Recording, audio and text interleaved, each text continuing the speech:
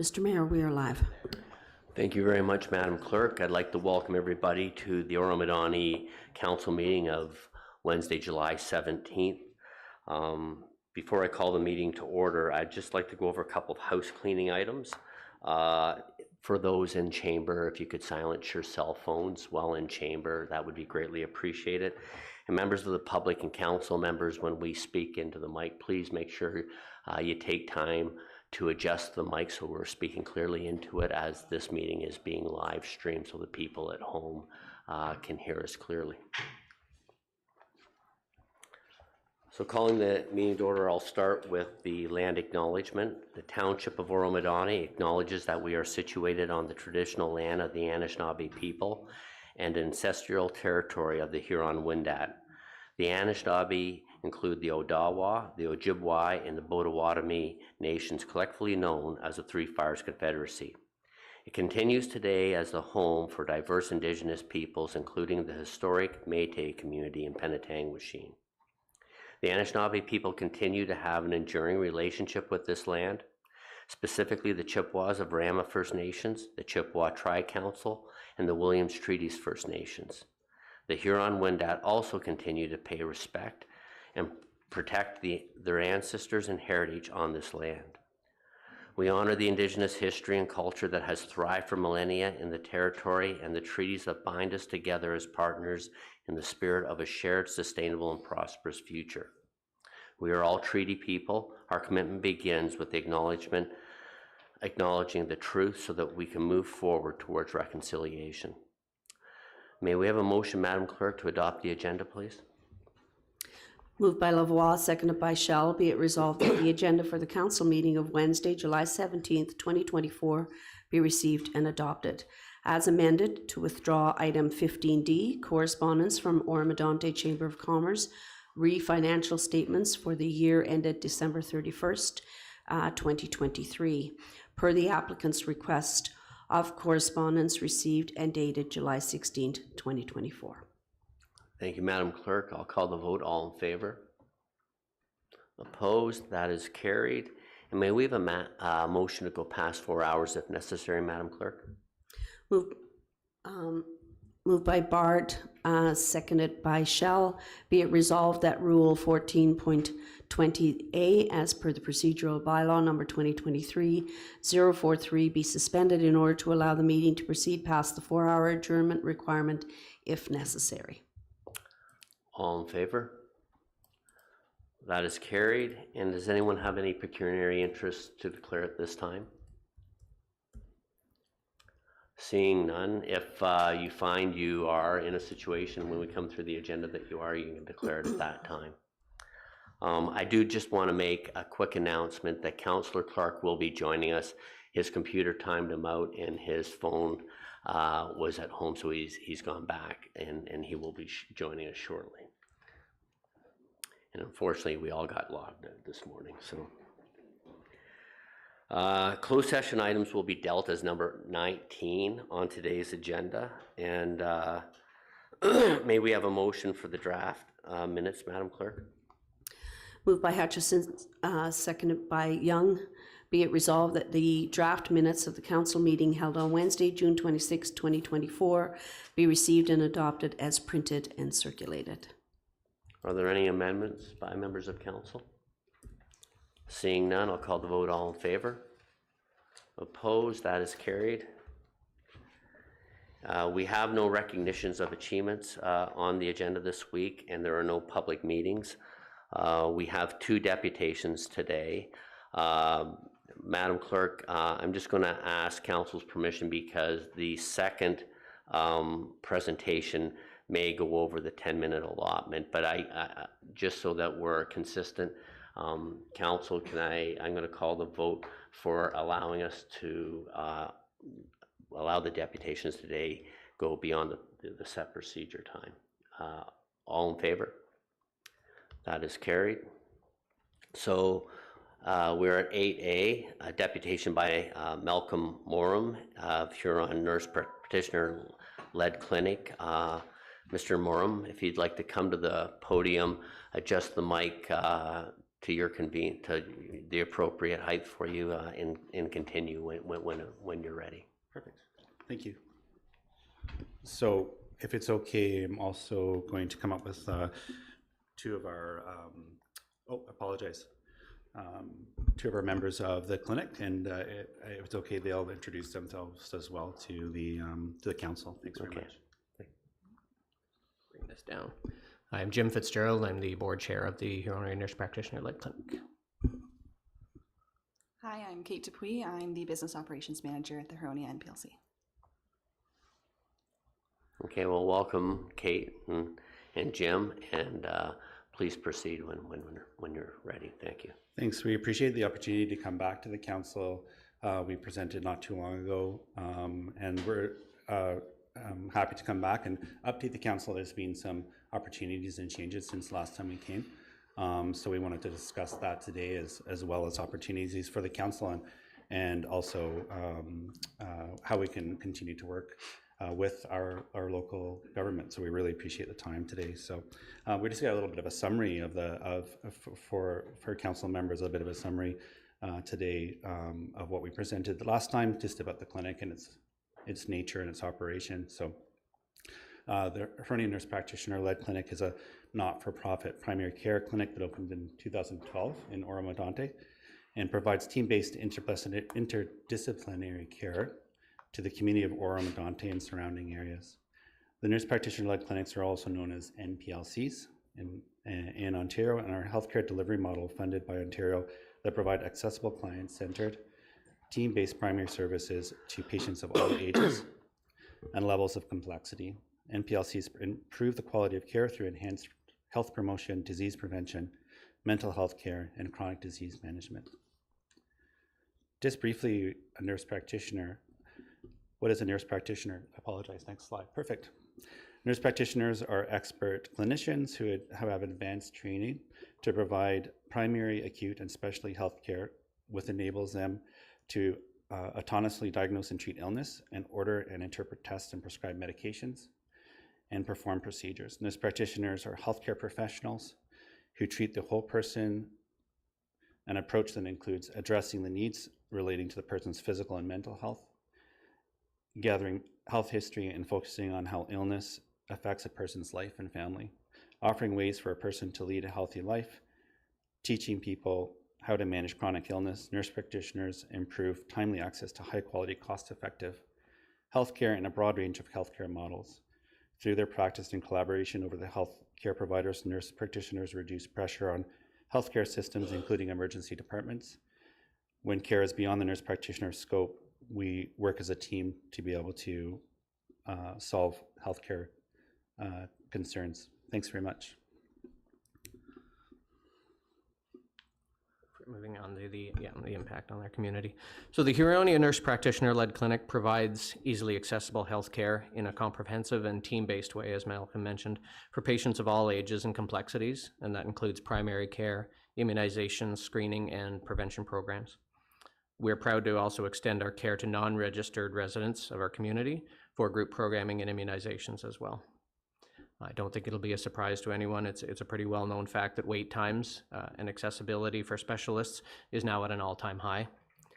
This is causing our team and many other teams like it the need to step up and treat these high-need patients in ways that we've never needed to in the past to ensure that patients are getting the care that they need in a timely manner. This is just another example of the exceptional care that the NPLCs are providing to communities across the province. So this is kind of the update. That was the summary portion, and this is the update portion for council. So with our partnerships are key and important, including the council and the local governance as well.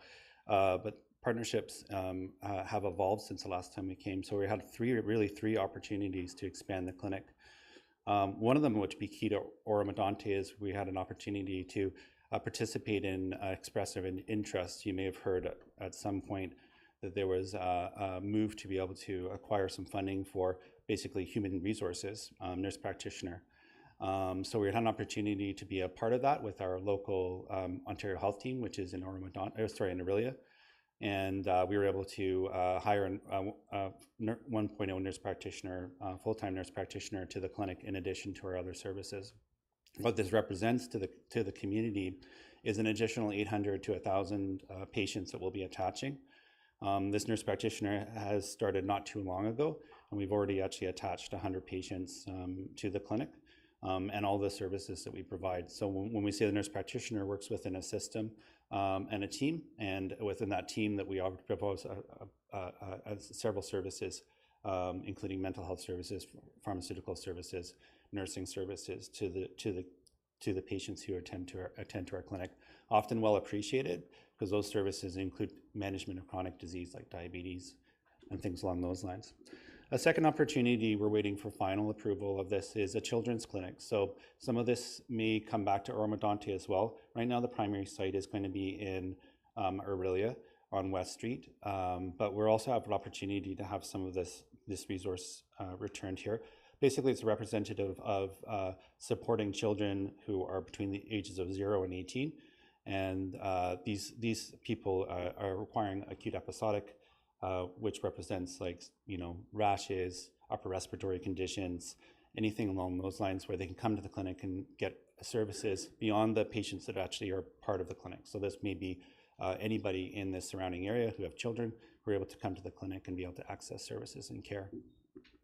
And we have two other funding streams, Lakehead University, which some of the residents of Oro-Medonte certainly might have people who work there, family members and or children who go to Lakehead University. We actually have a small clinic supporting that area as well. And then Ontario Works, which is on West Street as well. We're supporting some of that work as well. So these represent additional bodies to support that group, and then backed up with our clinic. So you can see from when we came the last time, certainly a significant increase in the volume of opportunities and extension of what we're going to be doing to support our community locally and also in Orillia.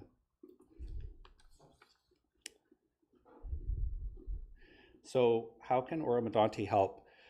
One of the biggest things we've learned from our process of connecting through the healthcare system and gaining these new funding streams is its importance of relationships and collaboration and being able to have conversations like this. So we highly appreciate the interest and value the Oro Council and Oro community have invested in our clinic. We've been here for a long time, and certainly we appreciate through the years all the support that we've received. Through this value, new opportunities emerge. Expansion to the side of the building traditionally used by the OPP has come a great benefit to support these new funding initiatives, allowing care to happen in the space designated to support primary care. We're at our max capacity, so having extra space is a big thing. So having extra space extremely valuable, because space represents bodies, represents access to care. The vision of the health hub, a vision of a health hub where care can happen effectively in a shared space where multiple providers can provide care to the local communities and beyond, where multiple health resources can be accessed readily and rapidly. We welcome ideas and opportunities and shared initiatives. Challenges include space investment and funding initiatives. If we can support the vision together in collaborative partnerships, ideas, and growth, we continue our unique value to be a unique and valued partner in the local health system and the Ontario health system. Again, we really appreciate Mr. Mayor and the Council. We really appreciate your time in our presentation. So. Thank you very much. Let me turn myself on there. Thank you. Council, do you have any questions for Ms. Murray or any of the individuals that present today? Councillor Young? Thank you, Mayor. I understand you're looking for places to expand across Oro-Medonte someplace, but has there been any thought given to the Moonstone area, north of Moonstone? It's a rural area up there, and I don't believe they have anything up there that would, assist the older people and cross-section of people type thing up there going forward. There are many, a great deal of subdivisions up there and forthcoming, just continually building up there, but is there any thought process to looking at the Moonstone area and north of there as a clinic, even if it's 1 or 2 days a week? sort of thing on that they would know that they can book a time and period to attend the clinic, but not taking too much time away from. I understand a centralized HUD type of thing, and Horseshoe Valley seems to be what's considered the central area of Oro-Medonte. Thank you. Yeah, we're certainly open to opportunities like that. Some of it depends on the human resource component. Secondary to this is this concept of the health hub, which is what you were talking about. So if centralized services then can expand into the local area and become an area of access.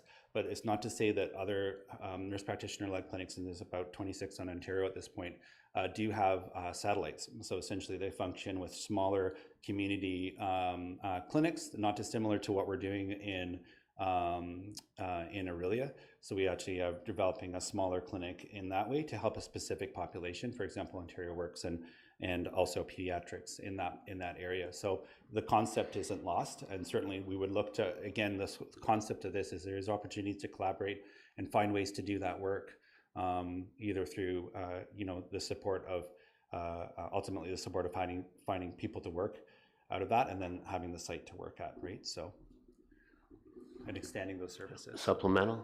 Yeah, just to follow up, I just want to say that I meant to preface it before I answer the question. I have a great deal of respect for what you guys do and the concept there, and I know you guys worked hard to do it, and your heart and your head's in the right place, I guess, in terms of providing for people. But certainly, I feel that we're going to support you however we can in it. So, thank you. Appreciate it. Councillor Hutchison? Thank you, Mayor Greenlaw. Thank you very much for the update. Really appreciate it. I know how valuable the nurse-led clinic, nurse practitioner-led clinic is in the Horseshoe Valley area. And you mentioned that another nurse practitioner has come on board to that particular clinic, and that currently there's about 100 patients assigned to that individual. So nurse practitioner in our clinic will attach 800 patients in total. So our 100 patients were the initial take that we've started with. So that was enrolled in our clinic over the last month, and our goal is to be able to assign 800 patients to that nurse practitioner over a little over a year or so. Okay, so to follow up then, how do you go about advising the community that there are those spaces available, or is that something we can help with? Yeah, so certainly appreciated. There is a central responsible government-based access point. It's called Healthcare Connect. Healthcare Connect is a registration where people can go on, register. The convenience for this opportunity is that people can register and be accessible to any provider in the community, and actually sometimes beyond. So it's a centralized wait list essentially.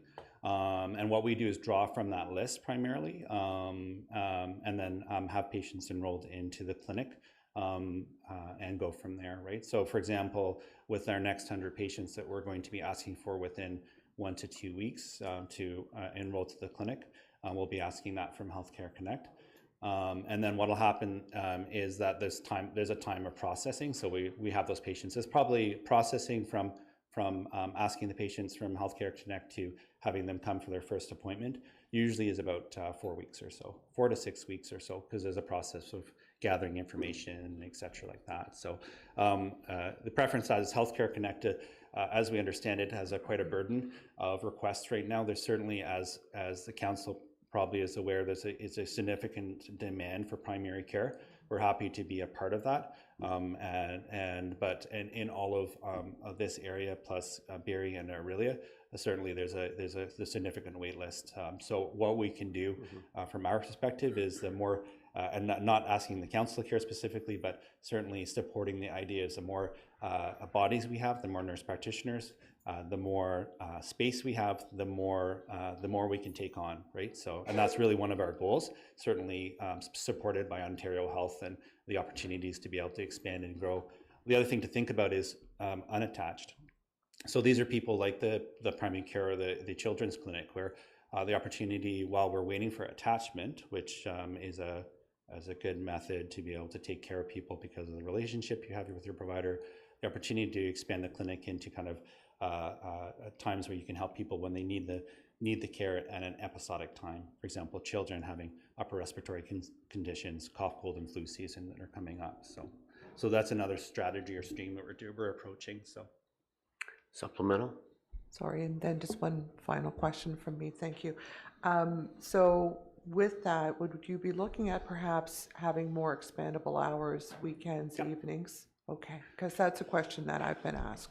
Yeah, so we do hours. find, and it's completely reasonable. The one thing we do have is, and it's not unique to all primary care, is the ability to come virtually. So that means while care sometimes has to be in person for physical reasons, for somebody who's working full-time, the opportunity to take half an hour out of their lunch and talk to their nurse practitioner sometimes is a way to expand the concept of a structured time frame. That being said, we are also looking at opportunities to expand the clinic into after hours and potentially weekends. Again, space and human resources is one of the challenges as well, but certainly those are part of our strategy and plan to be able to support the community as much as possible as we grow, right? So these should be tied into that opportunity. So, thank you. Deputy Mayor Lavoie? Thank you very much, Mr. Mayor, and through you. Thank you very much for this presentation. It's very exciting, I think, for the community to have these opportunities. Can you maybe provide us with or comment on what your business criteria would be for making a viable nurse practitioner-led clinic? I presume it's space. I suppose it's the demand is there, so it's a question, I think, of supply. And is there things that the township can do to assist with the supply of whatever it is that you need to be able to expand this model?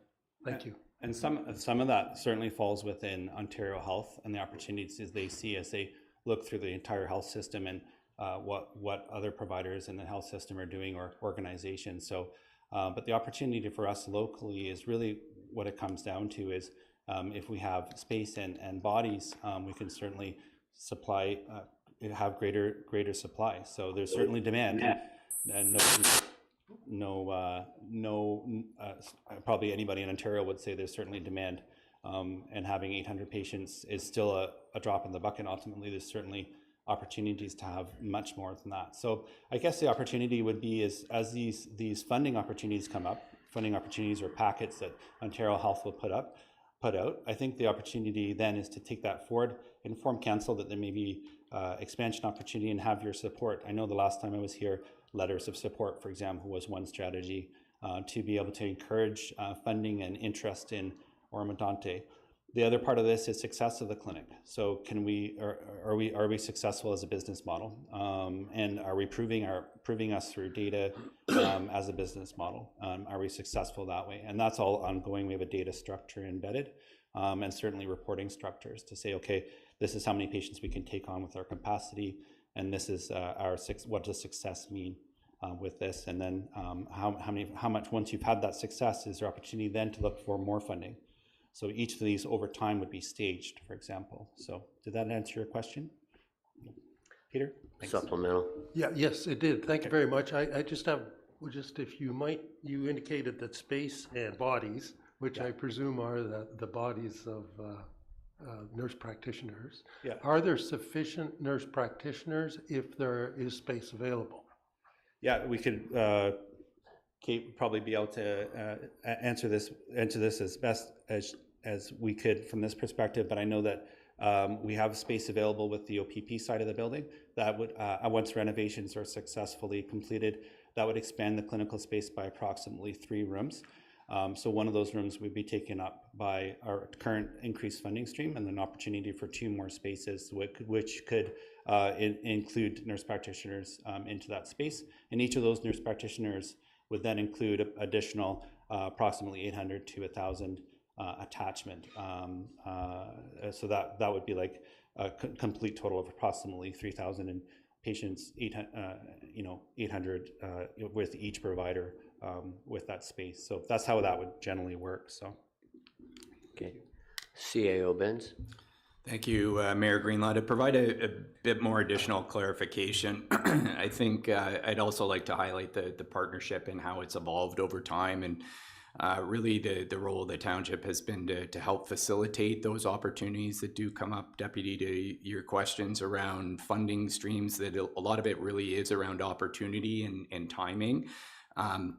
And having the space available, as Mr. Morum spoke about, with the 600 square feet of space that was currently used by for a touchdown location from the OPP, did facilitate a space for that additional nurse practitioner clinic. So it really is a facilitative approach and partnership that we've been working on the clinic, but we're out of space.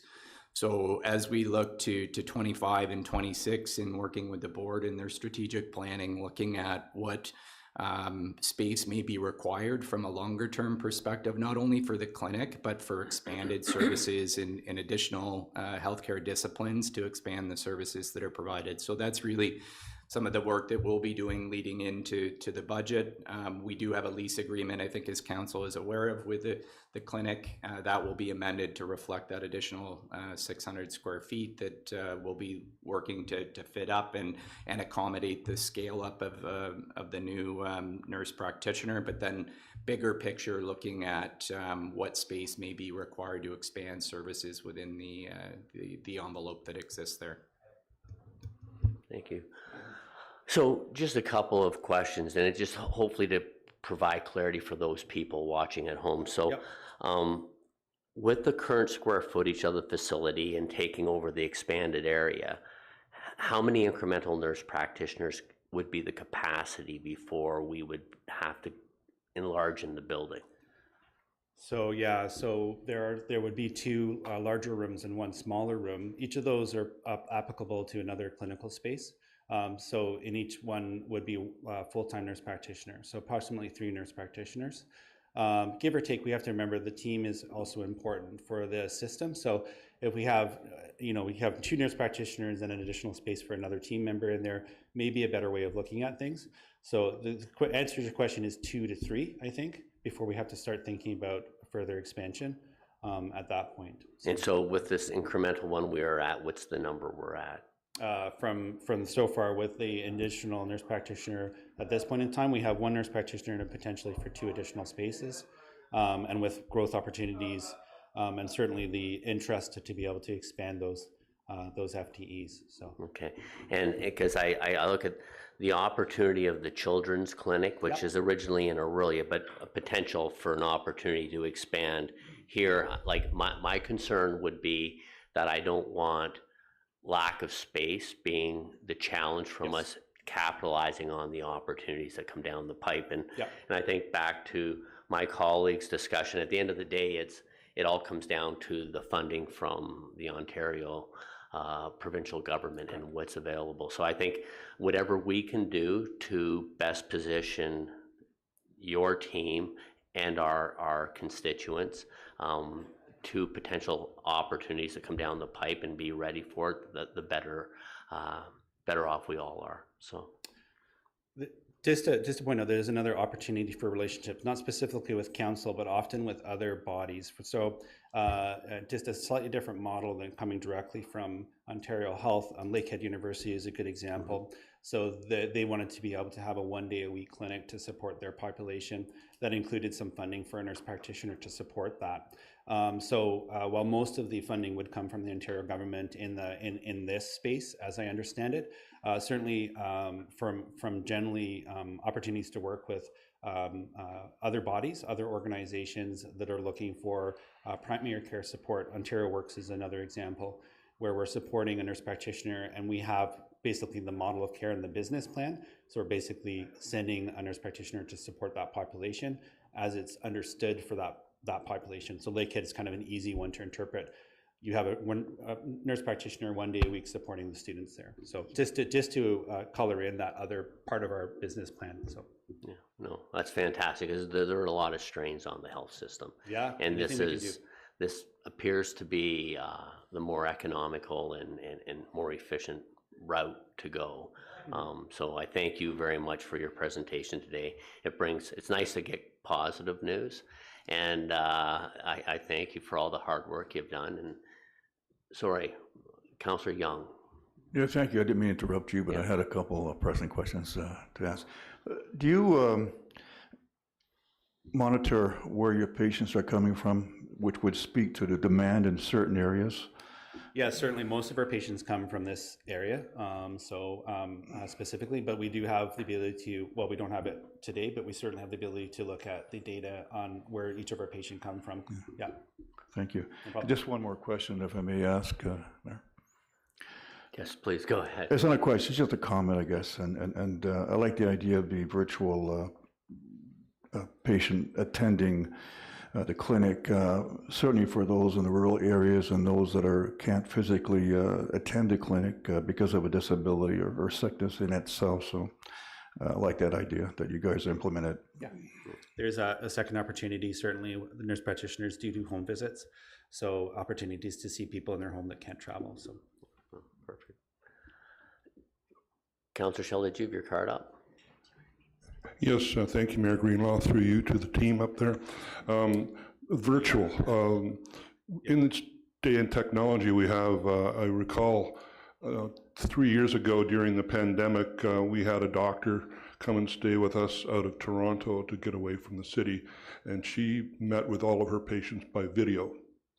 Is that something that you are doing now? that's correct. Yeah. Good. We do require sometimes patients have to come in, but for physical assessment in some cases, but certainly technology and video is a very efficient way of seeing patients in their home and a benefit. If it's okay, Mr. Mayor, Kate just wanted to add one thing about Healthcare Connect just for the public, because we want to make sure that pathway is very clear for the public to be able to access if they're looking for primary care providers. So. Please. Yes, thank you. Just to follow up the announcement that we do have the capacity for more patients right now.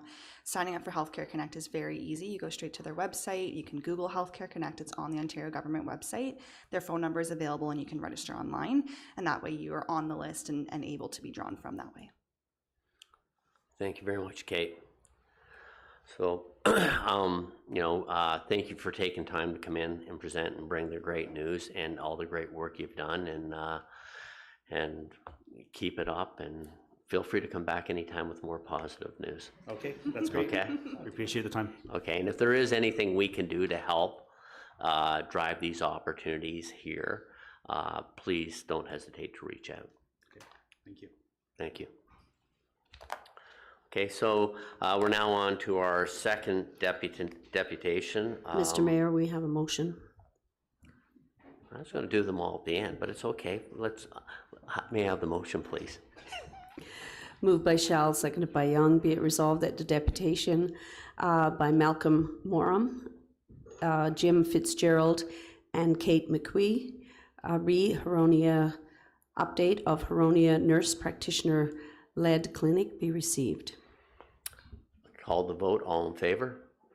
Those opposed? Seeing none, that is carried. And now this brings us to item 8B. Mr. Doug Minners of the Oro Freedom Institute is going to give us an update of the African Methodist Church. Welcome to the chamber. It's good to see you again. Good to see you again. And please feel free to carry on when it's convenient for you. All right, fantastic.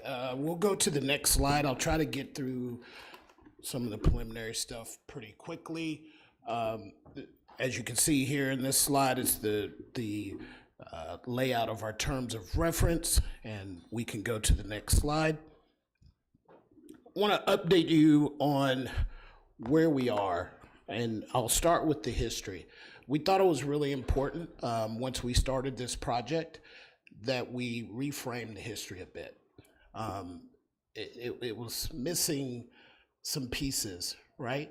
And so one of the things that we did is did a timeline, and that timeline goes back, way back to 1300s, and Mansa Musa, who was the richest man that has ever lived. Mansa Musa was the king of the Mali Empire, and the Mali Empire is the domicile of the area where Rio de Oro, the River of Gold, which is thus the name for the church. where we get Oro from. One of the things that we learned is Mansa Musa made a trek to Mecca.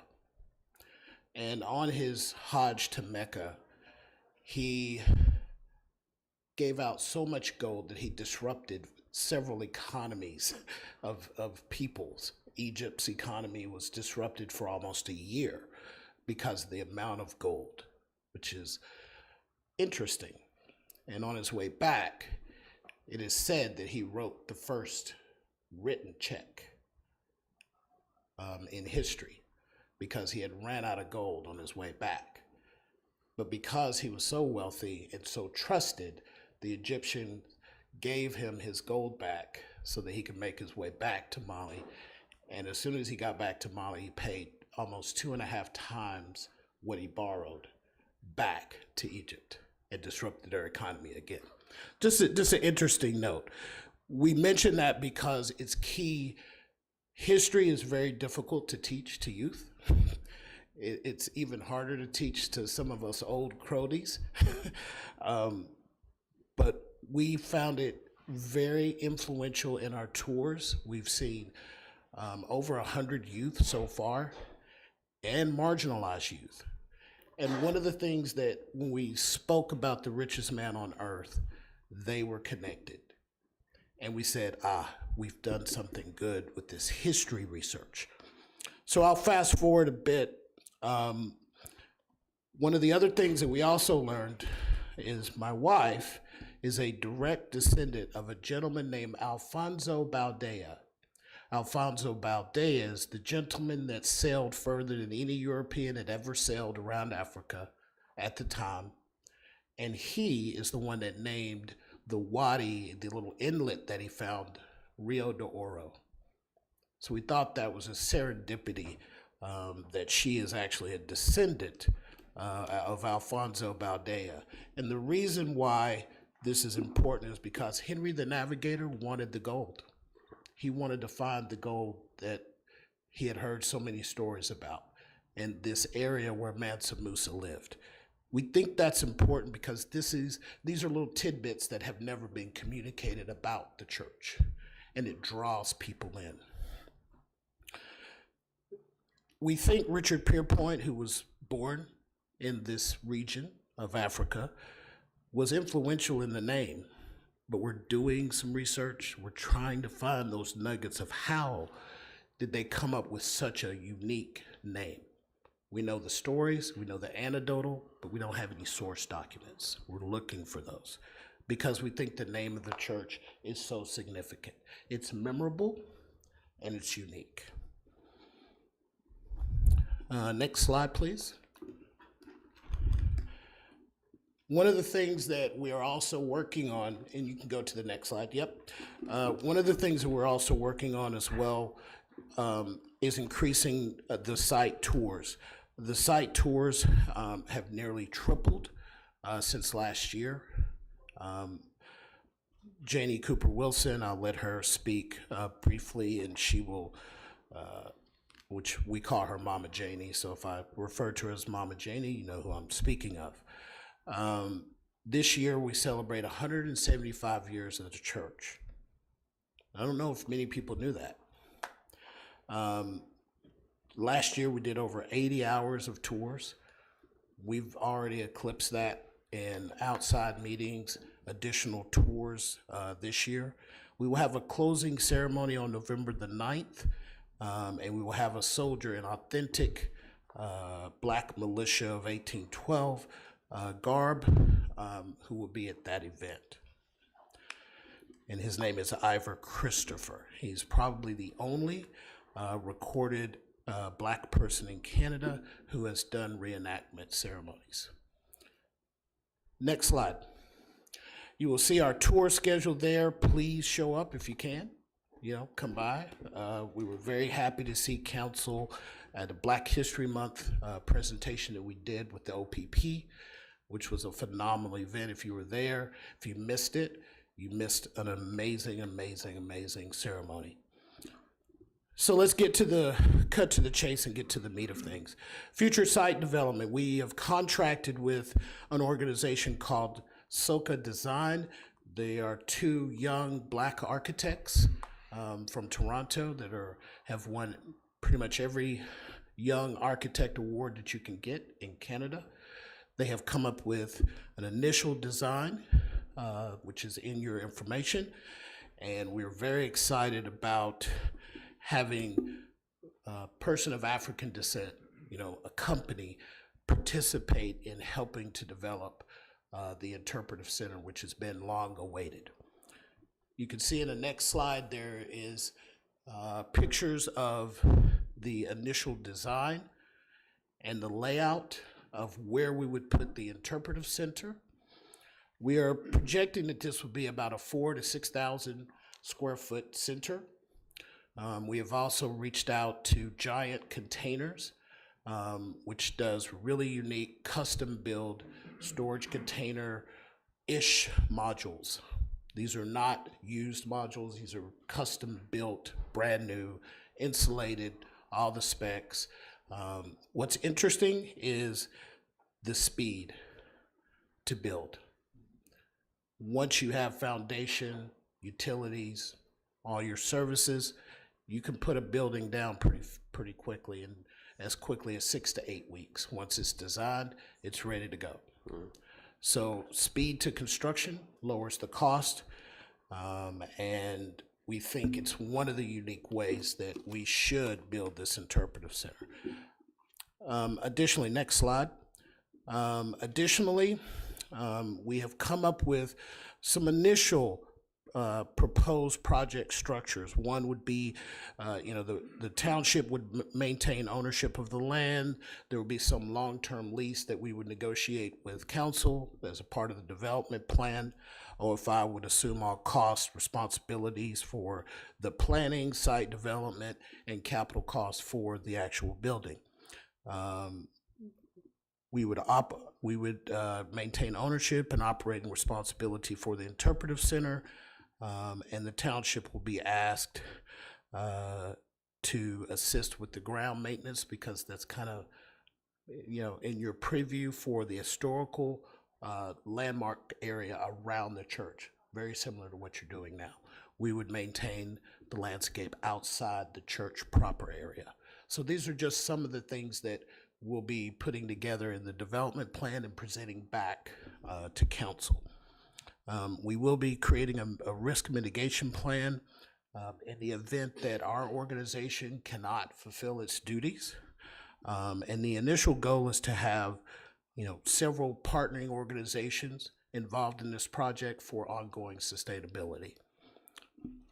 Next slide. One of the unique things that we've done for the Interpretive Center is partnered with a company called StoryFile.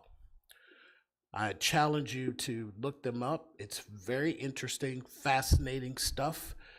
Because the Interpretive Center will not be artifact heavy, it's really important we have some kind of visual, some kind of technology to attract young people, right? Us old fogies, we care about history. We don't need any sizzle.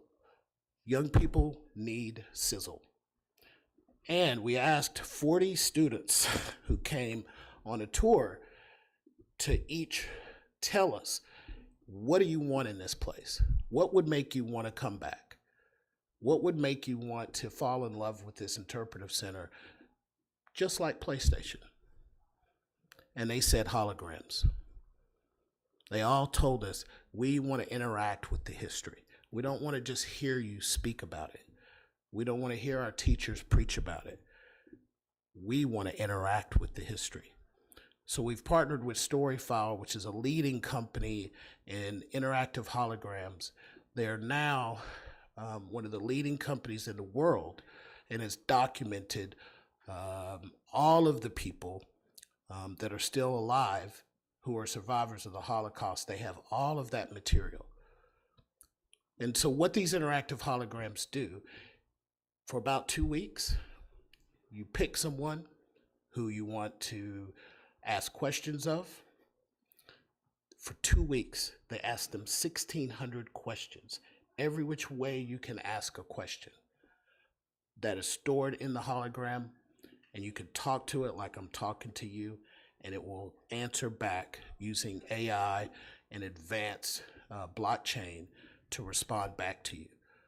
But it's not AI speaking, it's the person.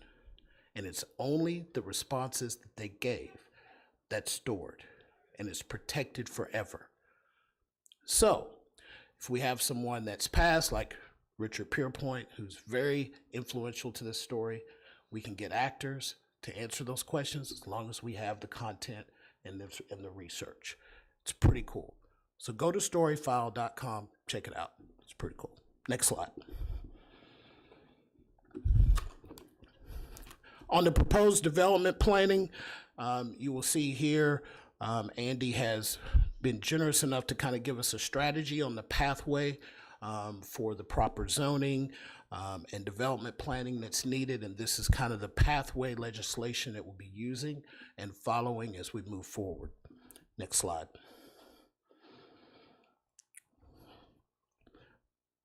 Oh, and I'll add this, we would need to include archaeological assessment, traffic impact study, topographical study, probably have to do some other studies depending on what we find as we start moving and breaking ground and looking at where the sewer will be, where services will be and such. Next slide. And again, I did mention giant containers, but we've also reached out to 2 other builders as well, innovative builders in the modular space. We think that's the most efficient and cost-effective way to go financially. Next slide. Marketing and fundraising. Again, with the development plan, we will go through complete marketing efforts to put together a really cool way to communicate to the public, not only here in Canada, but in the US and the globe. We think interest in this project. We've talked with the NFL Players Association. We have also talked with Delta Airlines.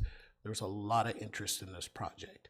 Everywhere we go, and Mama Janie will attest to this, and every person we talk to says yes. What can we do? I think Mama Janie will talk about this, but the neighbor next door came by the church during an open tour. What can I do? What can I do to support?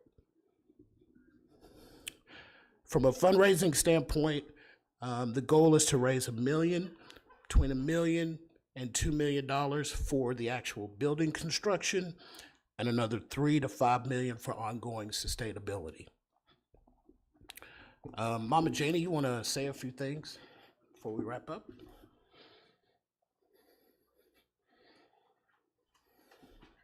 Honored Council. Mayor Greenlaw, I'm very, very happy to be here again today. I want to thank Sean from the bottom of my heart for his continued support, and all of you for your support. What I'd like to say to you is something I said way back. I started, I think, in 2007. I repeated in 2009. I repeated it in 2013. And I sure enough said it in 2016. I want to see a win-win-win. I want to see a win for Oro-Medonte. I want to see a win for the church itself and the descendants, no matter where they are in the world. And we proved in 2016 there's more than just a handful of descendants left, and I'm one of them, and I'm proud to be a descendant. It's not about me. It's about the project, and it's about the young people to come, the culturally marginalized, the children that have no clue about how they got here, the children that they're living on land here in Oro, they know nothing about the roots of that history. As Doug said, everywhere we have gone, we approach this, what do you think? Do you think this is doable? We presented the vision. And each and every time, it's when do we start? but we need your support and your John Henry on that bylaw that says we can go ahead. As soon as you give us that, I'm rolling, and you know I'm a steamroller. Okay? I've accepted there are things that we cannot do immediately. But I'm looking at, and I know I'm going to get told about this, I keep saying to Doug, I'm pushing 80 here. I don't have long, and if you want me to back this with everything I got, including what's between my ears, I need to do it fairly soon. When Sean called me 3-4 years ago to say to me, there's a gentleman that would like to talk about Black history, would you talk to him? And as Sean will tell you, I stepped back after the restoration. I knew, and I told everybody back then in this very room what was coming, what was needed. I was hesitant to meet Doug, and it almost didn't happen. But he found out very quickly that I don't play. I'm straightforward and I'm honest, and I'll tell you like it is. I agreed to be the mediator between Oro-Medonte and the Oro Freedom Institute.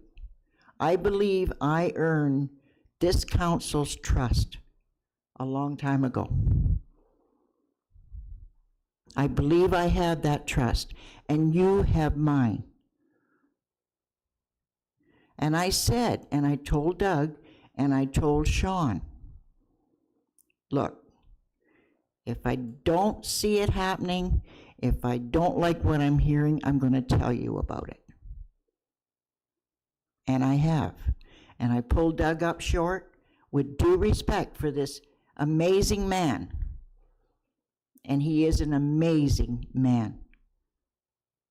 With due respect to him, the work that he has put into this project is phenomenal.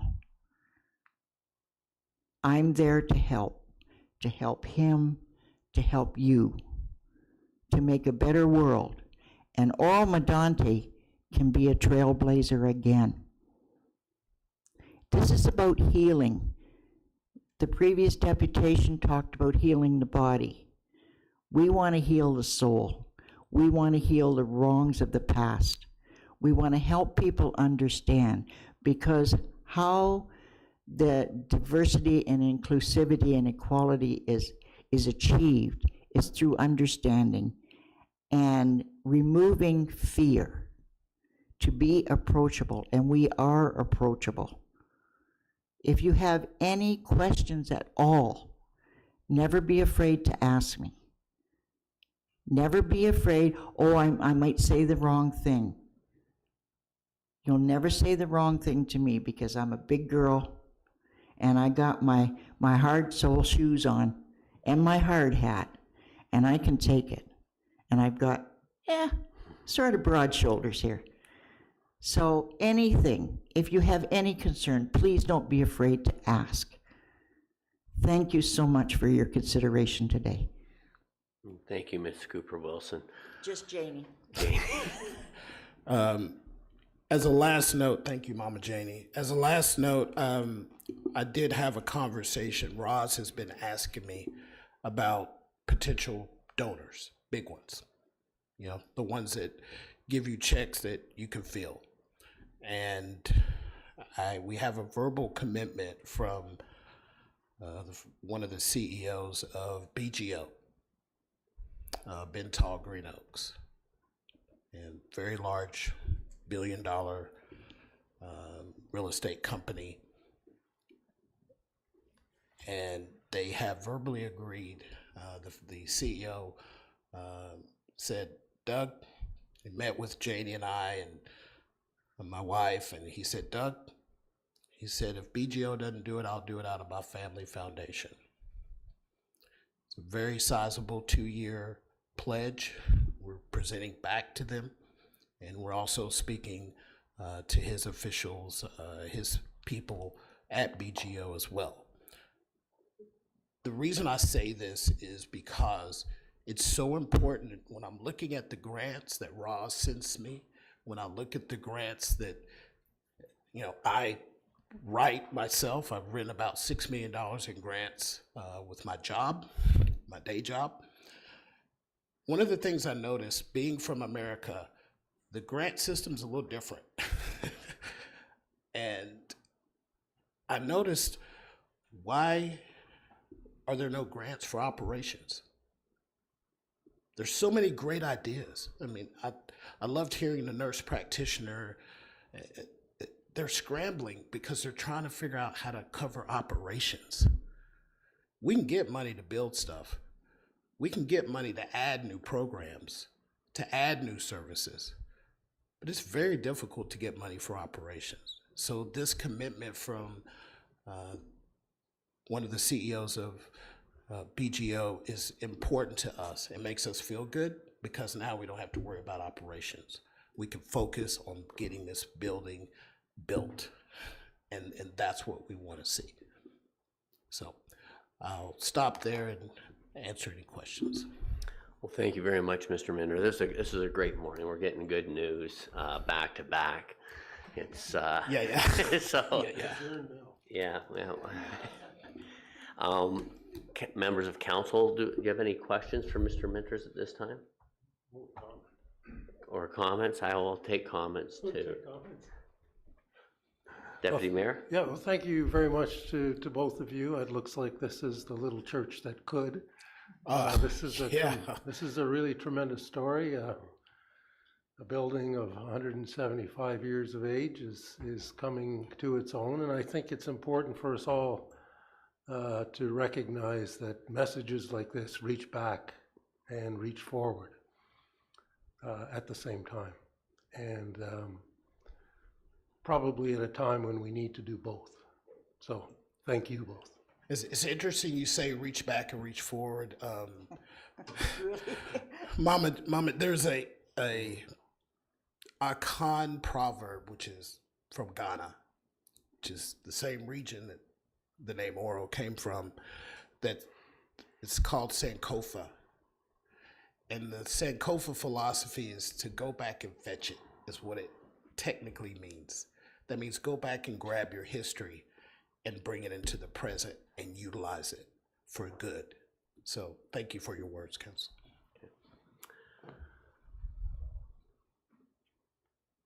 Councillor Young, I see you playing with your card there. So. I'm just waiting for you to acknowledge it. Is that those two containers on one on top of each other there? Is that the final building that you're proposing? No, that's just an imagery. It will be mostly a flat, single layer building, but we will be looking at different options for offices, historian residents, so they can stay there and do research. So yeah, there's going to be a lot of public, we will be doing, public comments and offering up designs, letting the public talk about, certain things they want, but yeah. Yeah, thank you. Because I do recall there was a separate building or drawing. It was a one floor, I believe, last time you guys were here. Yeah. My comment is that I don't think one container on top of another is really befitting of the history of that church, the importance of recognizing, in particular, the Black community that existed here, unfortunately no longer is here on Wilberforce Street, Line 2 type of thing. Somewhat familiar with the history, and it's, but I don't think it's really befitting.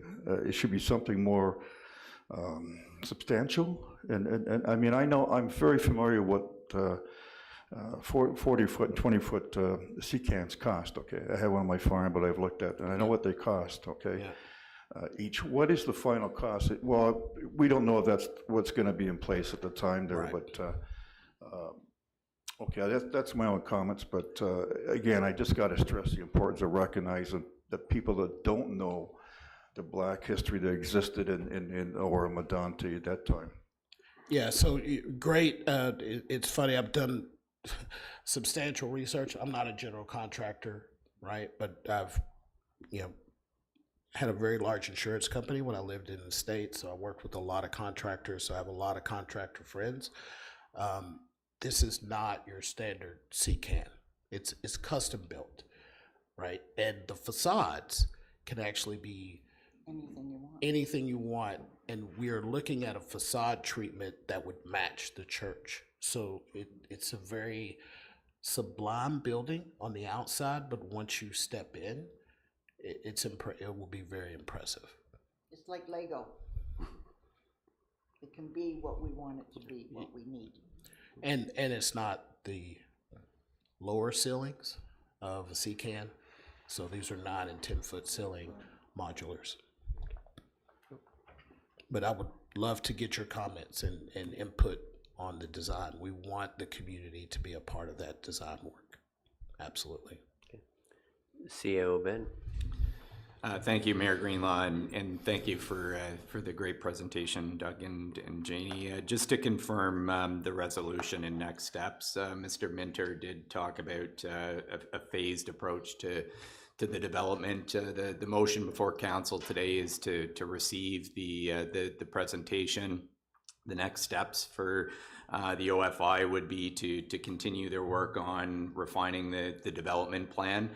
A key component of that, and Mr. Minter alluded to that, is consulting with stakeholders. That this is really the vision for the site, to engage the stakeholders in the vision, refine the vision and the development plan, and then report back to council for formal endorsement of that. There's structures that would be required in terms of those key elements of how a longer term relationship and partnership with the OFI would come together. So that would come together at the same time.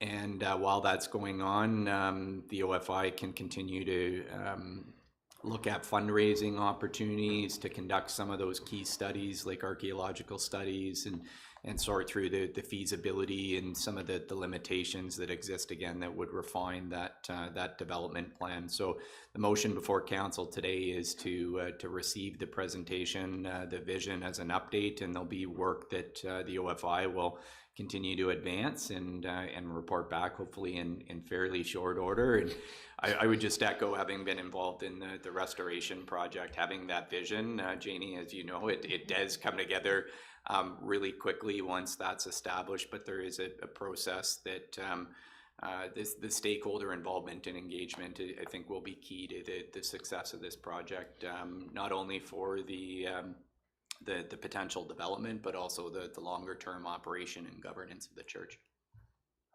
Thank you very much, Mr. Ben. In closing, I want to thank you very much for bringing this great story forward. I think there's a couple of key components that we need to focus on here is the importance of preserving the African history within Oro-Medonte and the importance it has had in the past and will have moving forward. And I also, I like, Mama Janie's comment that, this is about soul searching, and I think definitely at this point in time, the world's in a very peculiar place where I think we all need some soul searching. So great messages, a great opportunity, and I know that we will definitely be in support of you. At least I think I will be anyways, but council will be in support of continuing the great work you do. I don't want to say something on behalf of somebody else. My wife taught me not to do that. Women have a way of doing stuff like that. Yes, well, it's important to listen, and that's what we were all elected to do. So thank you very much for your time, and we look forward to having further discussions as we work through this. Okay. Thank you. Thank you. Thank you so much. Madam Clerk, could we have a motion to receive, please? Moved by Bard, seconded by Shell, be it resolved that the deputation of Doug Minter and Janie Cooper Wilson, Oro Freedom Institute, update of Oro African Church be received. All in favor? Opposed? Seeing none, that is carried, Madam Clerk. We're now on to item 9. Is there any items on the agenda that someone's not staying for the remainder of the meeting that needs to be moved up? Seeing none, we'll move to open forum. Madam Clerk, do we have anyone registered for open forum? No, Mr. Mayor, we do have somebody for item 15C for the consent agenda, but they are just to answer any questions that may be asked. Okay, thank you. So is there anyone in chamber that would like to speak on any matters on the agenda at this time? Seeing none. We'll move to 11, reports of municipal officers, which brings us to item 11A, reports of municipal Jennifer Whitley's economic development sign strategy. Could we have the motion for that, please, Madam Clerk? Moved by Lavoie, seconded by Hutchison. Excuse me. Be it resolved that CS 2024-16, Jennifer Whitley, Economic Development Officer, Township Sign Strategy Implementation 2024 be received and adopted. That quote CS RFQ 24-16, Fabrication and Installation, Gateway, Entry Point and Wayfinding Directional Signs, Fabrication and Installation, Part A, be awarded to Maximum Signs up to a maximum of $45,400 for Gateway Entry Point signs. And Part B, be awarded to Spectra Advertising for the wayfinding portion of the RFQ up to a total amount of $50,000 inclusive of HST. And that staff be authorized to execute the appropriate agreements on behalf of the township. Okay, so I'll open the floor at this time. Any questions, comments in regards to this item? Seeing none, thank you for the report. Jennifer was very well written and thorough, so I'll call the vote. All in favor? Opposed? Seeing none, that is carried. May we have a motion for item 11B? Moved by Young, seconded by Clark. Be it resolved that DS 2024-92, George Vadamankur, Manager, Planning Special Projects, Rezoning Bylaw Amendment Application 2024 ZBA 06, Eagles Rest Estates, applying to lands located in concessions 3 and 4, Part Lot 5, Oro, Part 3 and 4, RP 51R 37221, Parts 3 and 4, Township of Oro-Medonte, be received and adopted. That zoning bylaw amendment application 2024 ZBA 06, which amends the residential 1 exception 319, R1 319, and residential 1 exception 320, R320, zones be approved to permit the following relief from sections 5.1.3 of the zoning bylaw. A retaining wall greater than 1 meter in the height may be permitted within 0 meters of the front lot line. A retaining wall greater than 1 meter in height may be permitted within 1 meter of the rear lot line. A retaining wall greater than 1 meter in height may be permitted within 0 meters of an exterior side yard.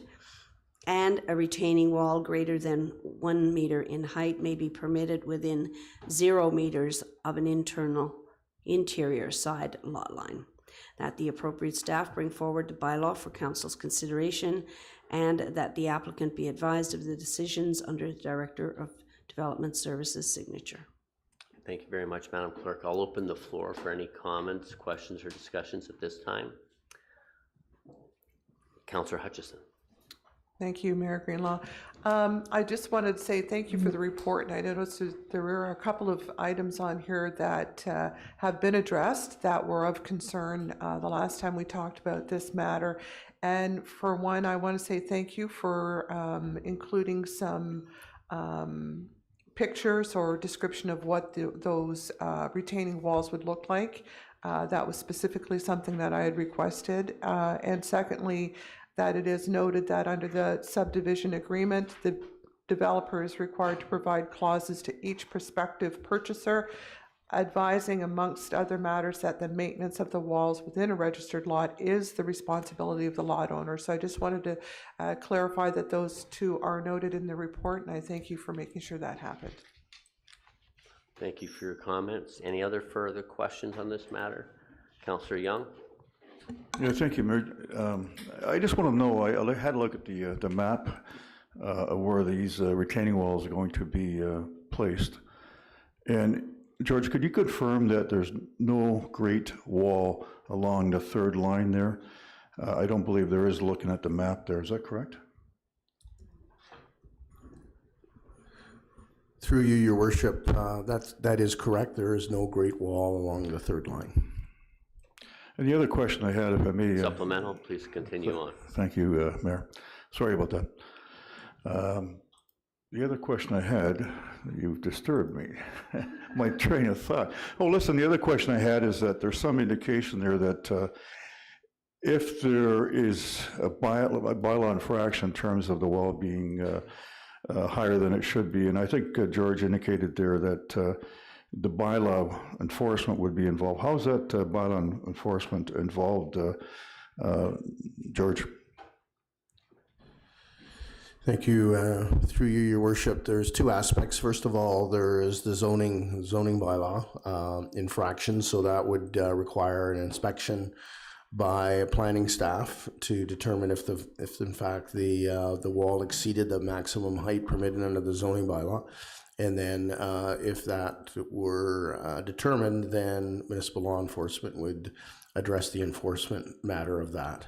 The second aspect is with respect to property standards, and that pertains to the maintenance of the wall and ensuring that the walls are properly maintained. And if there were a deterioration of the wall and there was a complaint received, then municipal law enforcement would investigate under the property standards bylaw and take appropriate action. Supplemental? Yeah. Thank you. I can see some of these matters ending up in civil court, but along Bass Lake Road itself, that huge wall there, am I correct in reading that map that there's above that, they're still putting some of these retaining walls in there? Is that correct? The residences, or at least the lots, were highlighted on that map, George. Through you, Your Worship, yes, there are some lots that back onto Bass Lake Side Road that on the configuration of the lot, it appears that there are approximately 6 lots that would be affected by that. Do you have further questions? Yeah, just why would that be? I mean, I'm going to assume that that height of that wall would have leveled out everything above it, and there would be no need for any further retaining walls. Why is that? Through Your Worship, I'm not familiar with the design of those particular lots to determine why they would require a secondary retaining wall. I'd have to look into that further and get back to members of council. Thank you, George. Okay, thank you. Any other questions at this time? Seeing none, we'll call the vote. All in favor? Opposed? That is carried, Madam Clerk. We'll move on to item 11C. May we have the motion, please? Moved by Hutchison, seconded by Bard. Be it resolved that FI 2024-12, D. Kitchener, Finance and Procurement Analyst, Tile Drainage Continuation Loan Debenture Package be received and adopted. That Council provisionally approve the continuation loan application for an additional amount of $50,000 for the property owner of concession 9E, Part Lot 7, Coldwater, Ontario, Municipality of Oro-Medonte, 4346-020-003-08600 and 4 zeros, to be financed over a 10-year upon subsequent conditional approval by Ontario Ministry of Agriculture, Food and Rural Affairs, OMAFRA, funding, and that the mayor and clerk be authorized to sign the rating bylaw 2024-073, and that the Director of Finance, Chief Financial Officer, be authorized to sign the offer to sell debenture number 2024-01 in the principal amount of $50,000 to the Minister of Finance as authorized by borrowing bylaw 2016-043. Okay, thank you. I'll open the floor for discussions, comments, or questions. It's pretty straightforward. We've seen these before. So therefore, I'll call the vote then. All in favor? That is carried. May we have a motion for item 11D, Madam Clerk? Moved by Young, seconded by Shell. Be it resolved that OCS 2024-19, Ros Llewellyn, Manager Community Services, re-award of tender OCS RFP 2420, Railside Park Playground Replacement be received and adopted. That the OCS RFP 2420, Railside Park Playground Replacement be awarded through the Association of Municipalities of Ontario, LAS Canoe Group Purchasing Program for the purchase of $75,916.94 plus HST, and that the Director of Operations and Community Services be authorized to execute the appropriate agreements on behalf of the township. Open the floor for questions or comments at this time. Councillor Young. Yeah, thank you, Mayor. I'm familiar with having to listen to, not having to, but having listened to Roz during a presentation that in Arroyo there recently, that the difficulty in getting or obtaining proper playground equipment now with all the regulations for the budgeted amount there. So I think it's something that should be considered going forward at some time, that more money be allotted to support what they do in terms of replacement of playground equipment. Okay, thank you for those comments. Okay, any other comments or questions? Councillor Clark. Thank you, Mr. Mayor. Through you to council. Just want to offer my support, especially as the mayor and I attended the opening of a new Montessori school in the vicinity. I think this is a great asset for the community as a whole, and ensuring that Craighurst continues to be a community and have that community feel as we go forward. So the installation of a new park is fantastic. Thank you for your comments, and I feel like we're playing ping pong back to Councillor Young. Well, just give all your attention to me then going forward. The only concern I had with the location of these two, I should say two, I can only assume there's going to be a playground in Craighurst there. And my only concern was kids going back and forth across the 93 highway there, but I would assume that the old playground has been long established without any difficulty for kids crossing, but I think it's going to be a bit of an attraction to what I would assume to be the new playground in Craighurst subdivision there. Thank you for the comment. No, that's fine. Any other comments or questions at this time? Seeing none, I'll call the vote. All in favor? Opposed? That is carried, Madam Clerk. And may we have a motion for item 11E, please?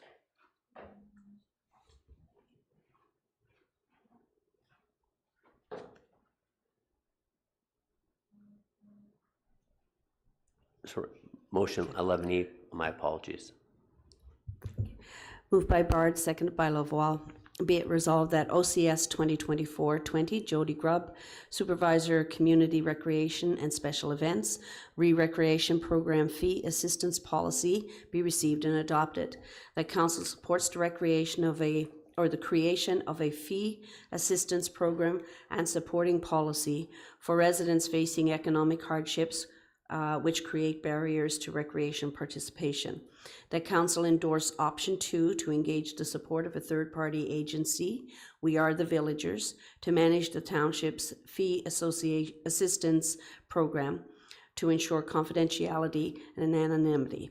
That a formal fee assistance policy be created to guide the implementation and management of the program, and that Council consider the allocation of funds to support a fee assistance program in the 2025-2026 budget deliberations.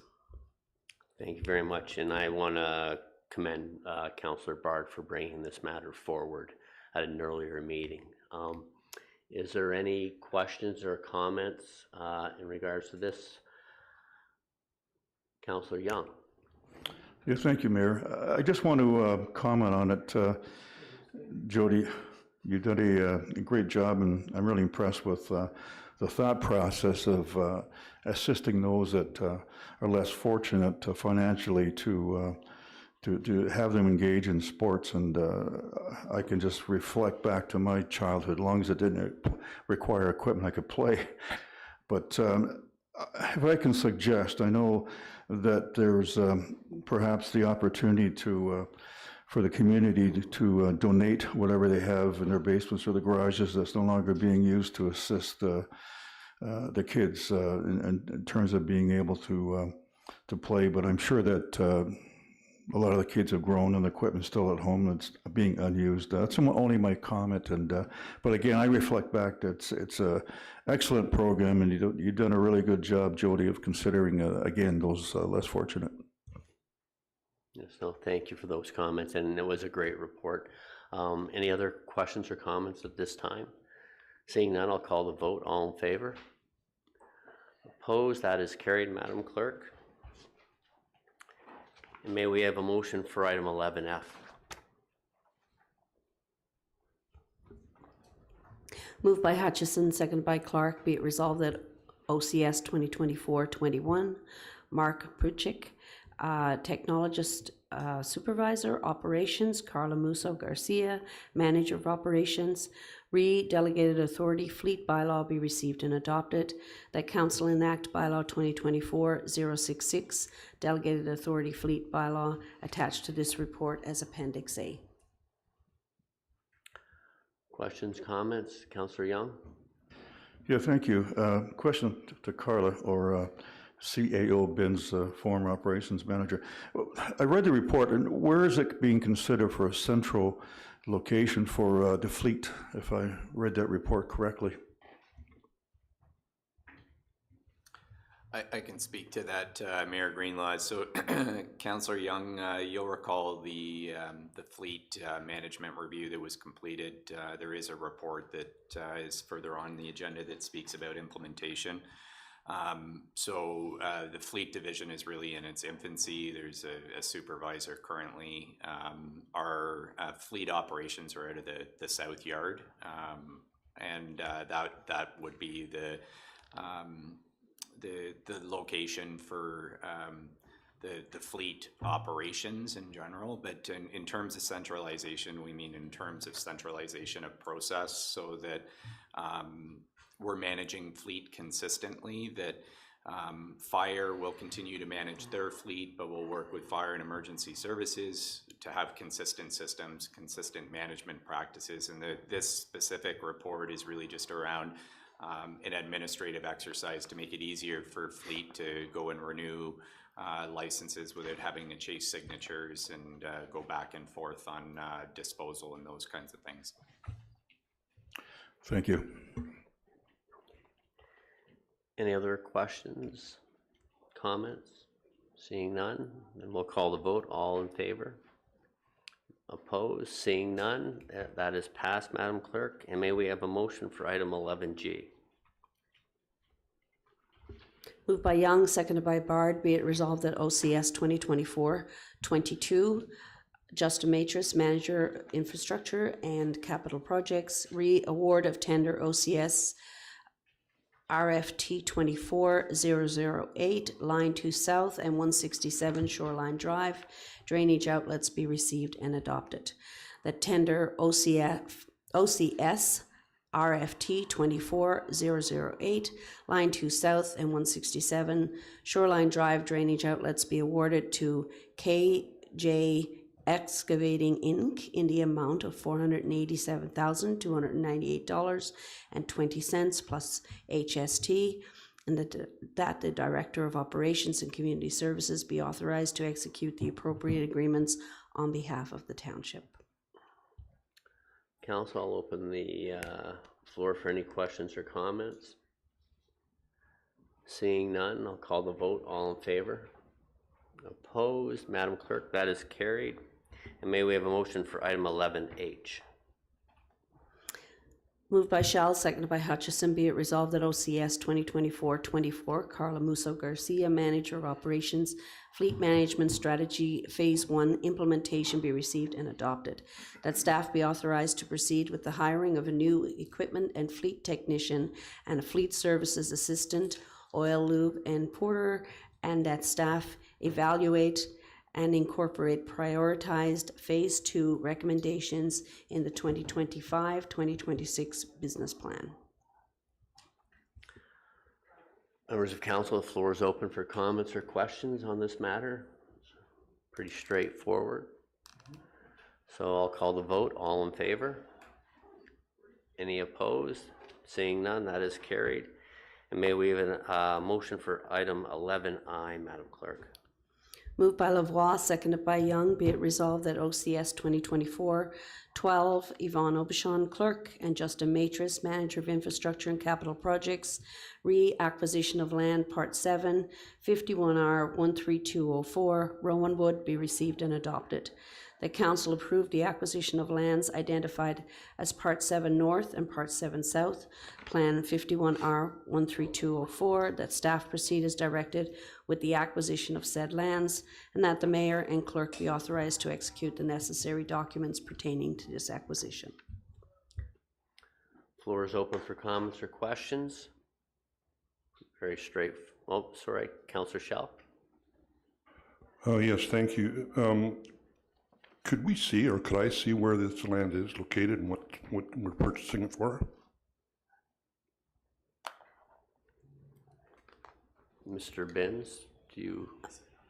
I believe the land was outlined in the report, and appendages were provided. If you go to page 119 in the deck, Councillor. Is there a way of getting that up on the screen? I can't get it on mine. Thank you.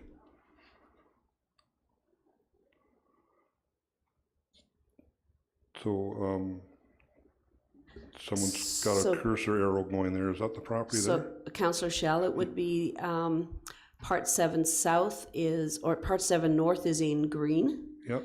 And Part 7 South is in blue. Okay. There is a legend at the bottom of the map.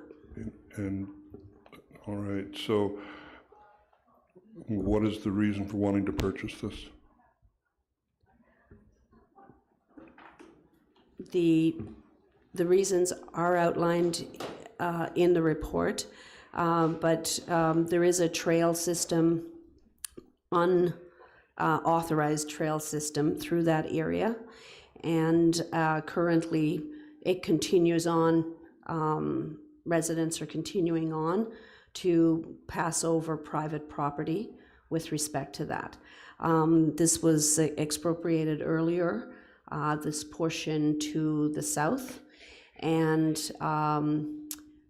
they were offering that, and because it would be a benefit to the town for the southern portion as well, or the northern portion as well, we have requested to acquire that.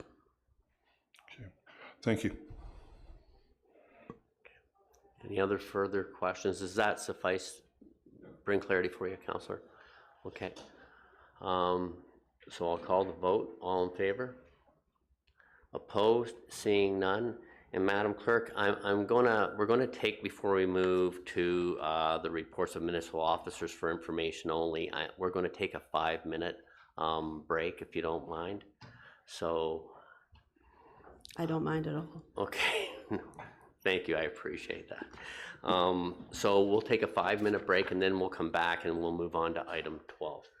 So we will return at 10:35. You know what, just so we're not rushing anybody, let's make it 10:40. Okay. 10-minute break. Oh, well, I'm looking at the clock in front of me. I thought that was 7 minutes. Oh, yeah, it's a little bit different than. Sorry. So we're at now. Okay, Mr. so Mayor? 10:40 we'll reconvene. Okay.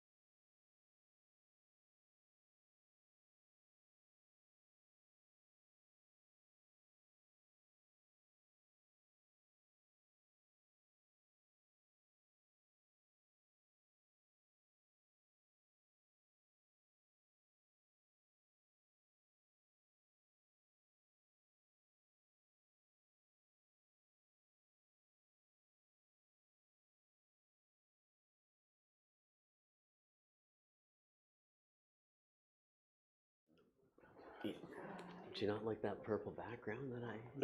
Purple people leader, yeah. I know. Mr. Mayor, we are live. Thank you very much, Madam Clerk. We are now on item 12, reports of municipal officers for information only. Members of council, the floor is open for discussion. Are there any questions or comments on the items below? Councillor Schell? Thank you, Mayor Greenlaw, through you to the council. On the first item, 12A, the Integrity Commissioner's confidentiality agreement report. After it's read, I'd like to have a word. Well, we're passing all together, I believe. So this is for information only. It's just reports that have come in. So all three would be passed the same. So if there's something in regards to that item, now is the time to speak to it.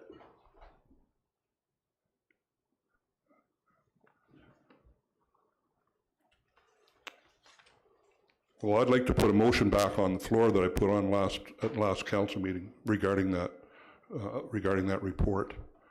And the motion would be? Basically the same motion I had last time. I can have a copy here for everybody. If you want to pass that along here.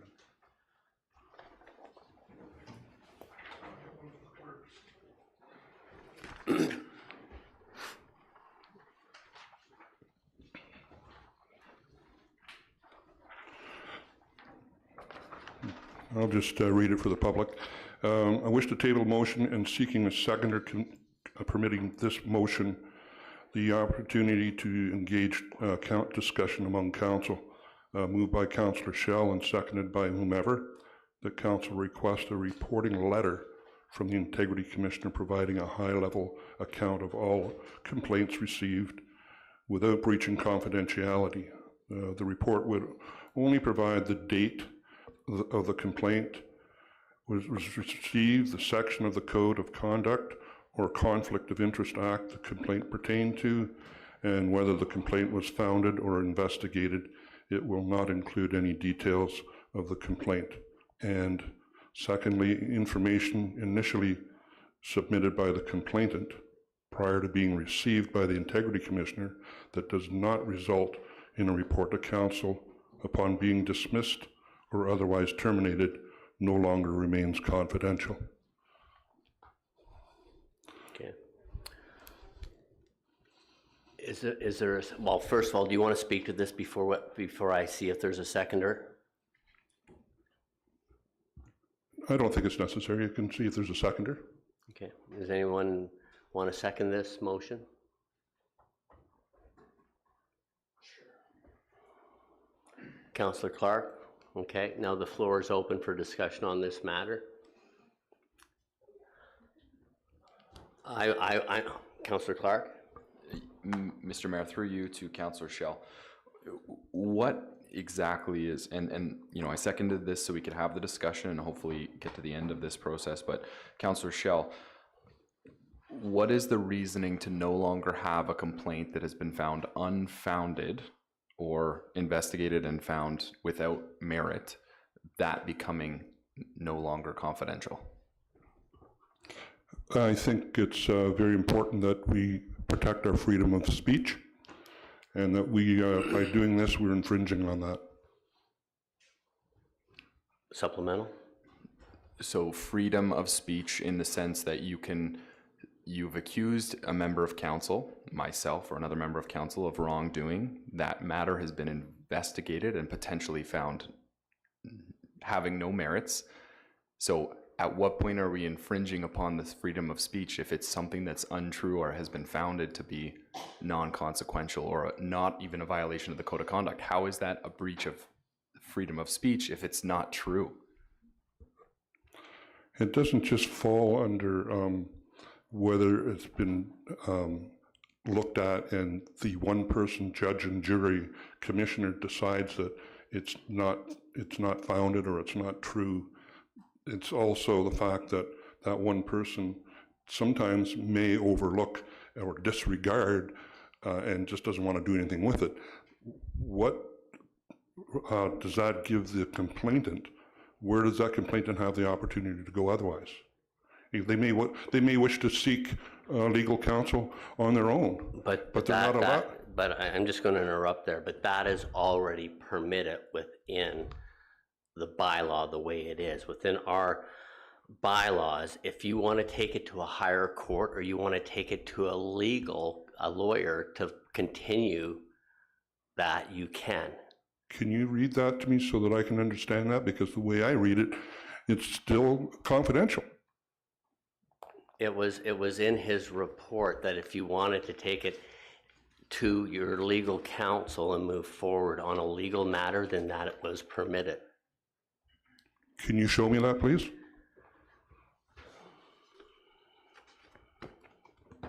Councillor Clark. So on page 2 of the report, under 12A, I believe it is the second last bullet point. An individual can make their own complaint directly to divisional court.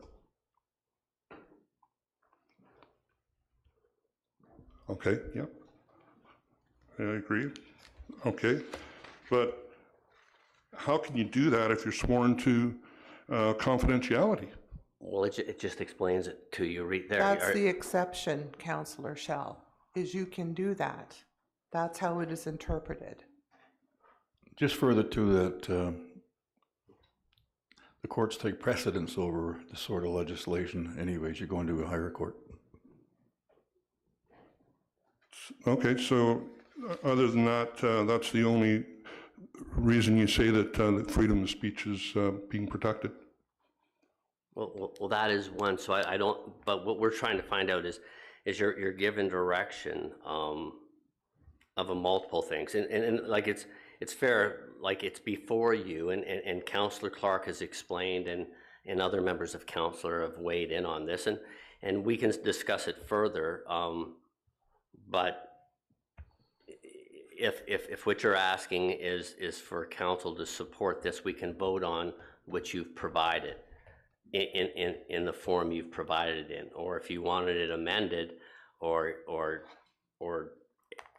significant changes, then that's something to reconsider. But is there any other members that would have comments or concerns regarding this? Deputy Mayor Lavoie. Yeah, through you to Councillor Shell. I don't believe that anybody can waive a statutorial right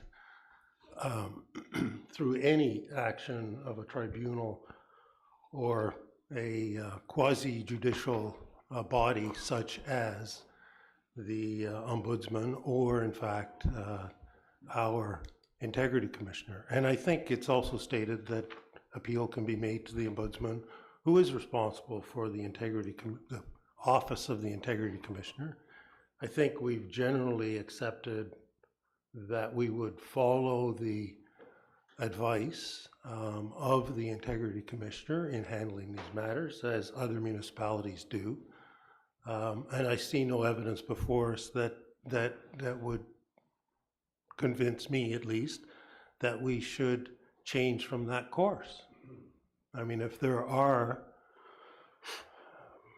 there's evidence, please bring it forth. If it simply stands on the belief of the freedom of speech somehow being stunted,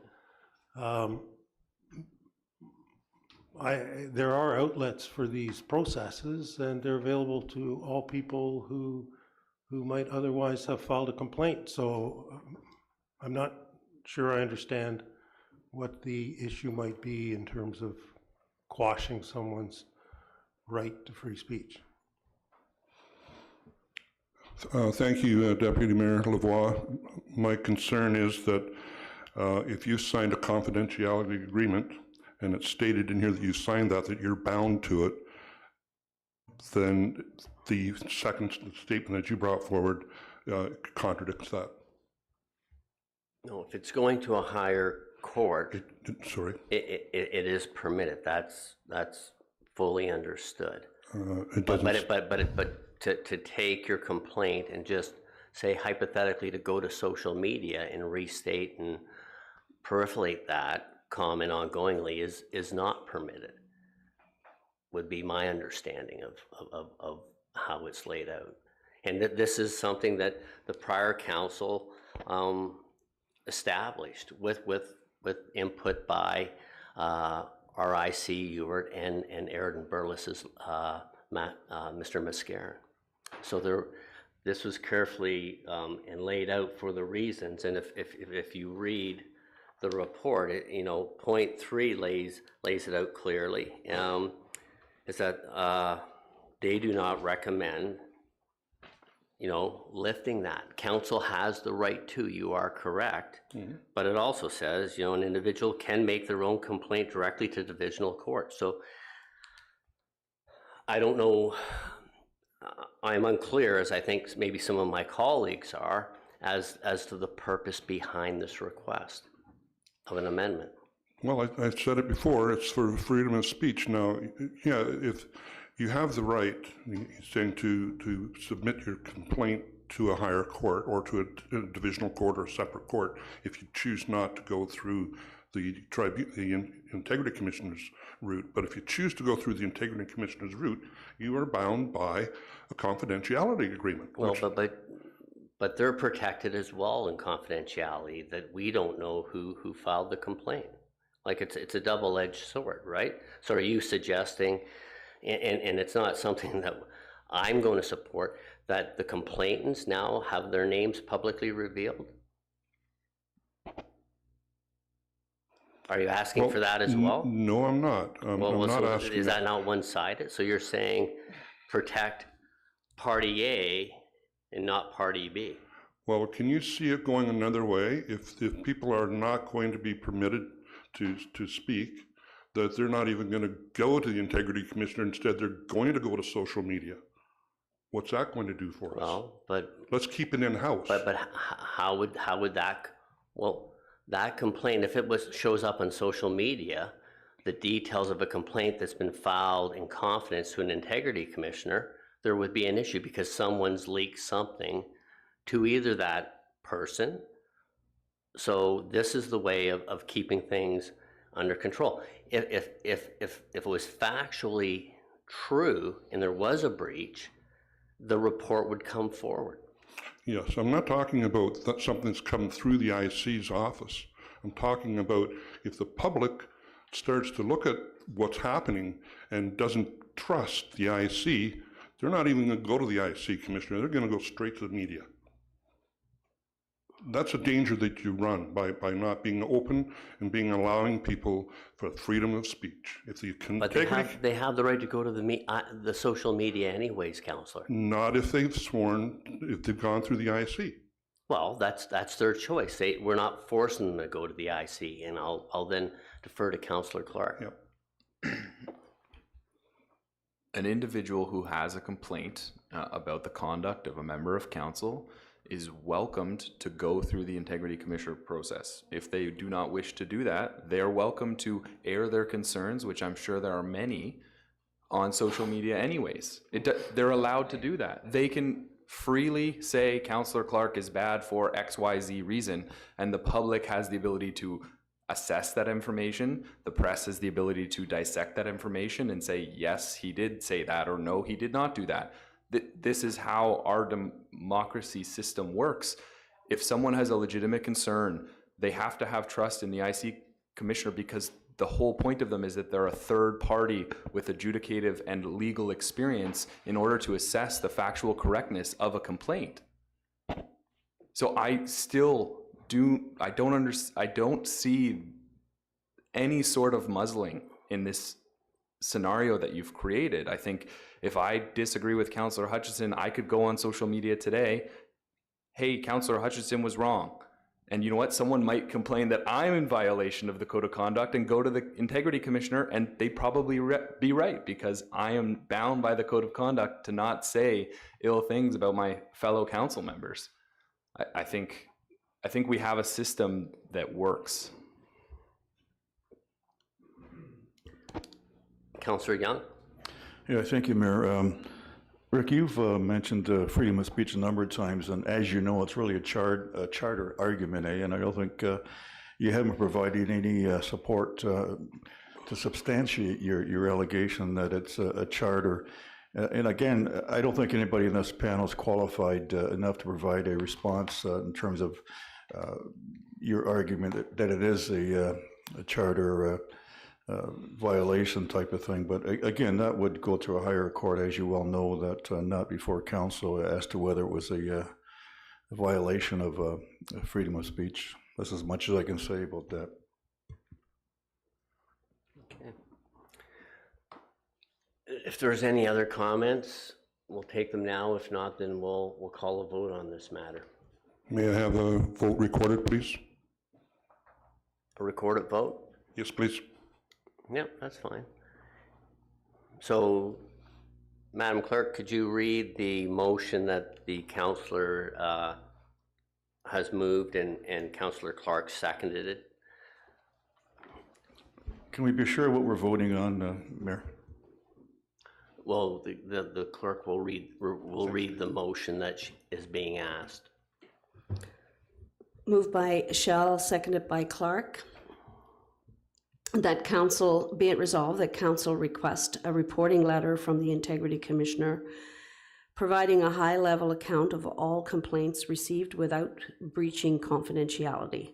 The report will only provide the date the complaint was received, the section of the Code of Conduct or Conflict of Interest Act the complaint pertained to, and whether the complaint was unfounded or investigated. It will not include any details of the complaint.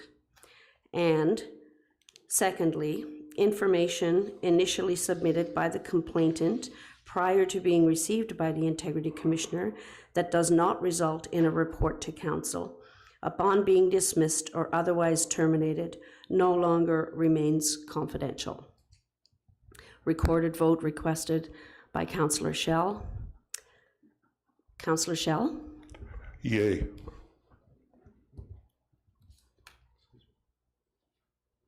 Oh, sorry, my Deputy Mayor Lavoie. Yeah, thank you very much. Now that the vote's called, I suppose this might be too late procedurally. However, we never did discuss part one of this motion. We only discussed part two. So is it too late to put part one on the floor or return to the floor with part one? Through you, Mr. Mayor, to Councillor or to the Deputy Mayor, the meeting is yours, so I will leave that to Council's discretion, how they would like to proceed. And we can do a recorded vote after. Here would be my comment to that. This has been proposed as one motion in its entirety by Councillor Shell. He has not requested for the two parts to be separated. The second point I'd like to make is from the report that came from the clerk, number one could be requested without having a motion of given direction. So that option still exists. The clerk can communicate that we want a high-level overview report.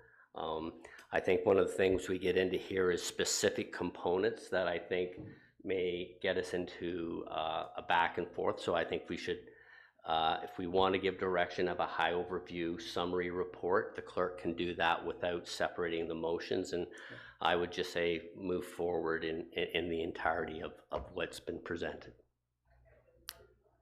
That's correct, Mr. Mayor. All I was suggesting was that if further discussion was warranted, then you would continue. However, the motion is on the floor. Yeah.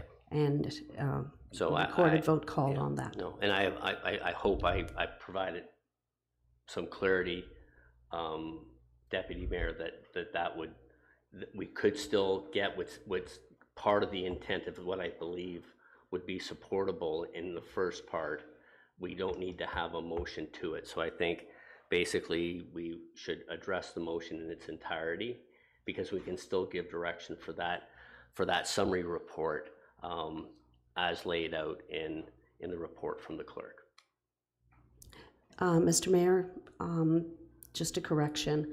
I do believe that the Integrity Commissioner would require a resolution of council for that first, that portion outlined in my report. So it would be so it would be direction through a motion. Okay. So But It's- again, this motion is on the floor currently. If council wishes to proceed following that, With another motion, then we we could. can. Okay. Is that clear? Yes, thank you. That's fine. Councillor Shell. Yes, thank you, Mayor Greenlaw. Through you to Deputy Mayor Lavoie. Thank you for pointing that out. The thoughts went through my mind as I was hearing the motion being read, and I do recall reading in the report from the Integrity Commissioner that he was offering to provide that that letter. Yeah, so I'm happy with the way you're going ahead. Mr. Mayor, shall I continue with the Yes. recorded vote? Please. Councillor Shell has declared yes. Councillor Young. Councillor Greenlaw. Oh, sorry, I'm sorry. Councillor Bard. Nay. Councillor Clark. Nay. Councillor Hutchison. Nay. Deputy Mayor Lavoie. Nay. Mr. Mayor. Nay, on the basis that there's not sufficient facts provided by the councillor to support. The motion is defeated. Okay, so does anyone want to bring a motion forward to give direction to the IC to come with an overview of Deputy Mayor Lavoie and seconded by Councillor Clark? So, Madam Clerk, I think the motion is, as within the report, would be that a high-level overview, summary, identifying the number of complaints and those that have moved forward for a report out and those that have been found that there's been no infraction occurred or conflict.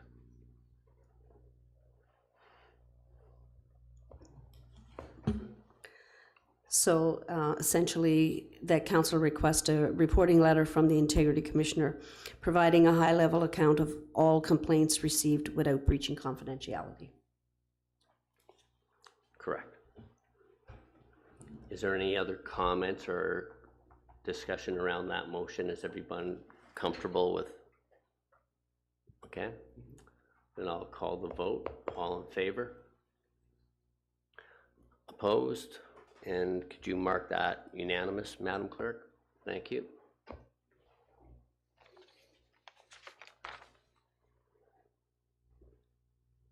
Okay, so is there any other, excuse me, discussions under item 12 that there's any discussions, comments, or questions? If not, then Madam Clerk, can we have a motion to receive the remaining reports, please?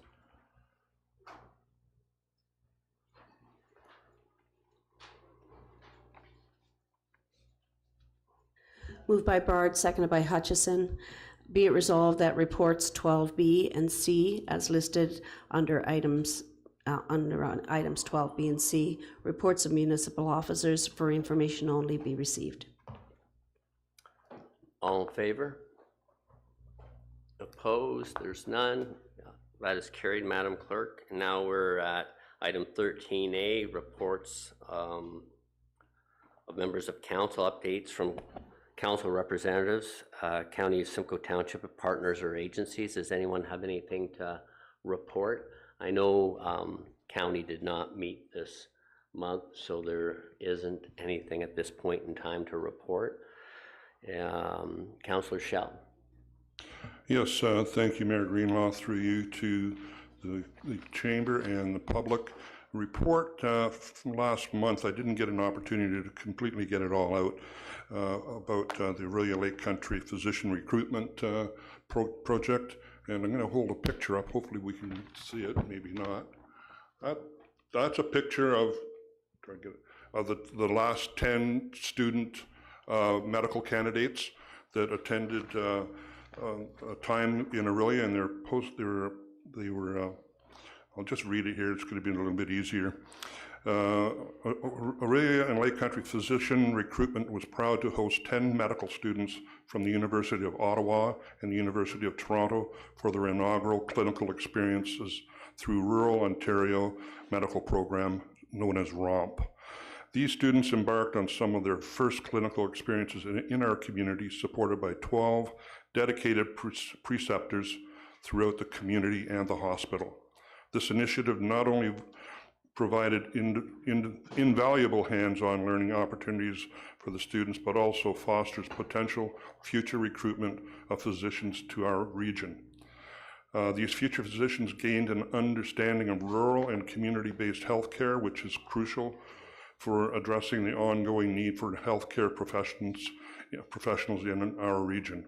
By immersing them in the local healthcare environment, Aurelia and Lake Country Physician Recruitment, in partnership with Aurelia Soldiers Memorial Hospital, aims to spark a long-term interest in practicing medicine here, thereby aiding in the future recruitment of physicians. And finally, by integrating medical education with community engagement, we aim to foster a strong connection between these future doctors and our community, said Dr. Heather Lasko, Family Physician and Medical Training and Education Committee lead. We believe that showcasing the holistic lifestyle and professional opportunities available here will significantly impact their career choices, potentially leading them to return as practicing physicians. Thank you. Thank you. Is there anyone else have anything to report? Right now I know summer's slow, so a lot of committees have broke for the summer, so there's not a lot of reporting to come forth at this time. So that moves us on to announcements. Is there any announcements of members of council who would like to make? Councillor Clark. Thank you so much, Mr. Mayor, through you to the public and council. Just wanted to bring it awareness to the correspondence in item 15F, in the sense that there is a community outreach as to what to do with the Shaney Bay Wharf happening this Thursday night from 5 to 7 p.m. held at the St. Thomas Anglican Church.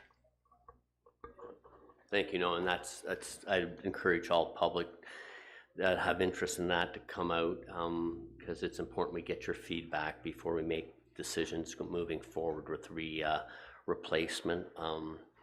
You know, there's multiple options there to look at, and we want to make sure we get public's input before we move forward. Councillor Hutchison. Thank you, Mayor Greenlaw. Through you, just to the public, the association We Unite is presenting their second annual butterfly release this Thursday at 6:30 at the Sweetwater Park in Sugarbush. You can check their website. It's We Unite, and you can sponsor a butterfly to release in memory of a lost loved one. Thank you very much. Any other announcements at this time? Seeing none, then we will move on to the consent agenda. Are there any items that need to be pulled for separate discussion, or can everyone's read and reviewed that? There's no comments at this time, then may we have a motion to receive the consent agenda, Madam Clerk? Moved by Lavoie, seconded by Clark. Be it resolved that the staff recommendations with respect to the items listed under consent agenda correspondence be adopted as printed for items A, B, C, E, F, and G. Okay. Call the vote. All in favor? Opposed? There's none. That is carried. There are no communications or petitions, and no notice of motions, which brings us to 18. I'm going to ask for the motion, then I'm going to ask Mr. Van de Boncourt to make a comment to help answer a question. So, Madam Clerk, may we first have the motion to receive the draft bylaws under number 18, please? Moved by Clark, seconded by Shell. Be it resolved that bylaws number 2024-066, 2024-069, 2024-073, 2024-074 be read a first, second, and third time, passed, be engrossed by the clerk, signed and sealed by the mayor. Okay, thank you.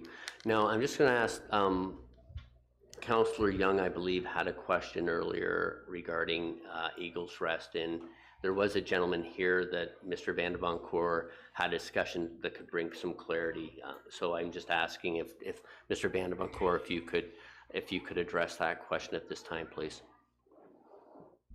Thank you, Worship. Through you to Councillor Young, yes, there was a gentleman here from one of the builders and provided the answer to your question about the retaining walls along Bass Lake Side Road. And the ones that have been identified on that plan, the retaining walls are between the lots. So the retaining wall at the rear is not impacted at all. Thank you. Thank you, George.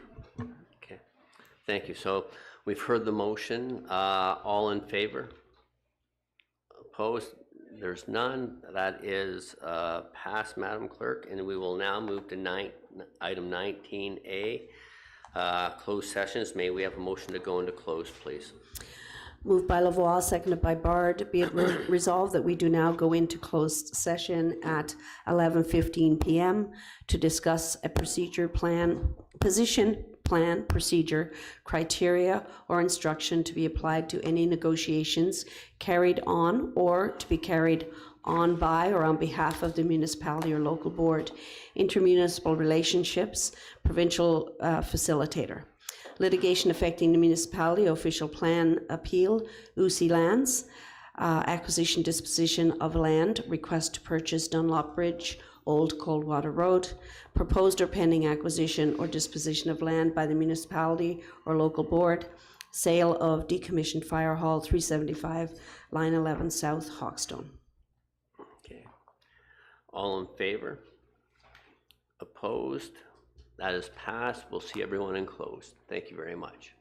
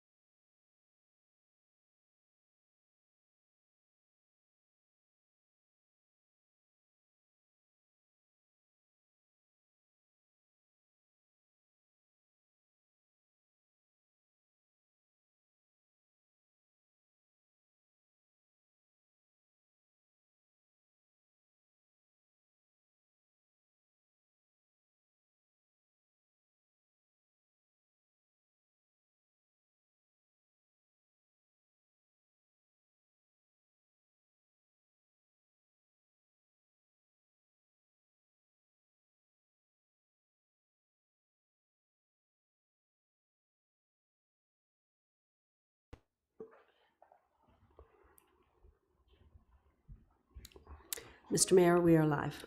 Thank you, Madam Clerk. May we have a motion to rise from close, please? Moved by Young, seconded by Lavoie. Be it resolved that we do now rise at 11:56 p.m. Sorry, 11:56 a.m. and report on the closed session items.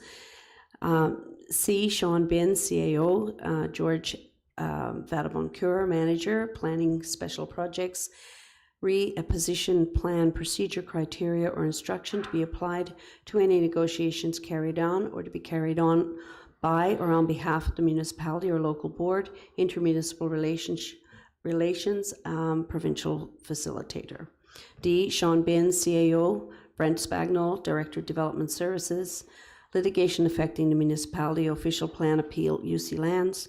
Yvonne Aubuchon, Clerk, acquisition disposition of land, request to purchase Dunlop Bridge, Old Coldwater Road, Dunlop Bridge, abutting lands described as part lot east half, lots 2 and 3, Con 14, Oro-Medonte, being part 1, Plan 51R 37556, Township of Oro-Medonte. F. Yvonne Aubuchon, Clerk, proposed or pending acquisition or disposition of land by the municipality or local board, sale of decommissioned Fire Hall 375, lines 11 South Hawkstone. Thank you. All in favor? That is carried. And may we have a motion for 19C, please? Moved by Bard, seconded by Young. Be it resolved that the confidential verbal information presented by Sean Binns, CAO, George Vadaboncoeur, Manager, Planning Special Projects, a position, plan, procedure, criteria, or instruction to be applied to any negotiations carried on or to be carried on by or on behalf of the municipality or local board, intermunicipal relations, provincial facilitator be received. All in favor? Opposed? That is carried. And a motion for 19D, please. Moved by Clark, seconded by Lavoie. Be it resolved that the confidential verbal information presented by Sean Bin, CAO, Brent Spagnol, Director of Development Services, George Vadaboncoeur, Manager, Special Projects, Planning Special Projects, litigation affecting the municipality, official plan appeal, UC Lands be received. All in favor? Opposed? That is carried. And a motion emanating from closed for 19E. Moved by Shell, seconded by Young. Be it resolved that confidential report number CS 2024-14, Yvonne Aubuchon, Clerk, reacquisition disposition of land, portion of Old Coldwater Road and Dunlop Bridge be received and adopted. That Old Coldwater Road and Dunlop Bridge, abutting lands described as Con 14, east half of part lots 2 and 3, part North River, RP 51R 37558, part 1, as outlined in map Appendix A, be declared surplus to the needs of the municipality. That staff proceed as directed by council and report back to council at the August 14th, 2024 council meeting. I'll call the vote. All in favor? Opposed? That is carried. And finally, we have a motion for 19F, please. Moved by Clark, seconded by Shell. Be it resolved that confidential verbal information presented by Yvonne Aubuchon, Clerk, proposed or pending acquisition or disposition of land by the municipality or local board, sale of decommissioned Fire Hall 375, line 11 South Hawkstone be received, and that staff proceed as directed by council. All in favor? Opposed? That is carried. And may we have a motion for the confirmation bylaw, please, Madam Clerk? Moved by Shell, seconded by Lavoie. Be it resolved that bylaw number 2024-075, being a bylaw to confirm the proceedings of the council meeting held on Wednesday, July 17th, 2024, be read a first, second, and third time, passed, be engrossed by the clerk, signed and sealed by the mayor. All in favor? Opposed? That is carried. And that brings us to the adjournment, please. Moved by Clark, seconded by Hutchison. Be it resolved that we do now adjourn at 12:01. All in favor? Opposed? There's none. That is carried. And thank you, everyone. And I'd like to thank staff for well-written and thorough reports. And everyone have a great week. Thank you.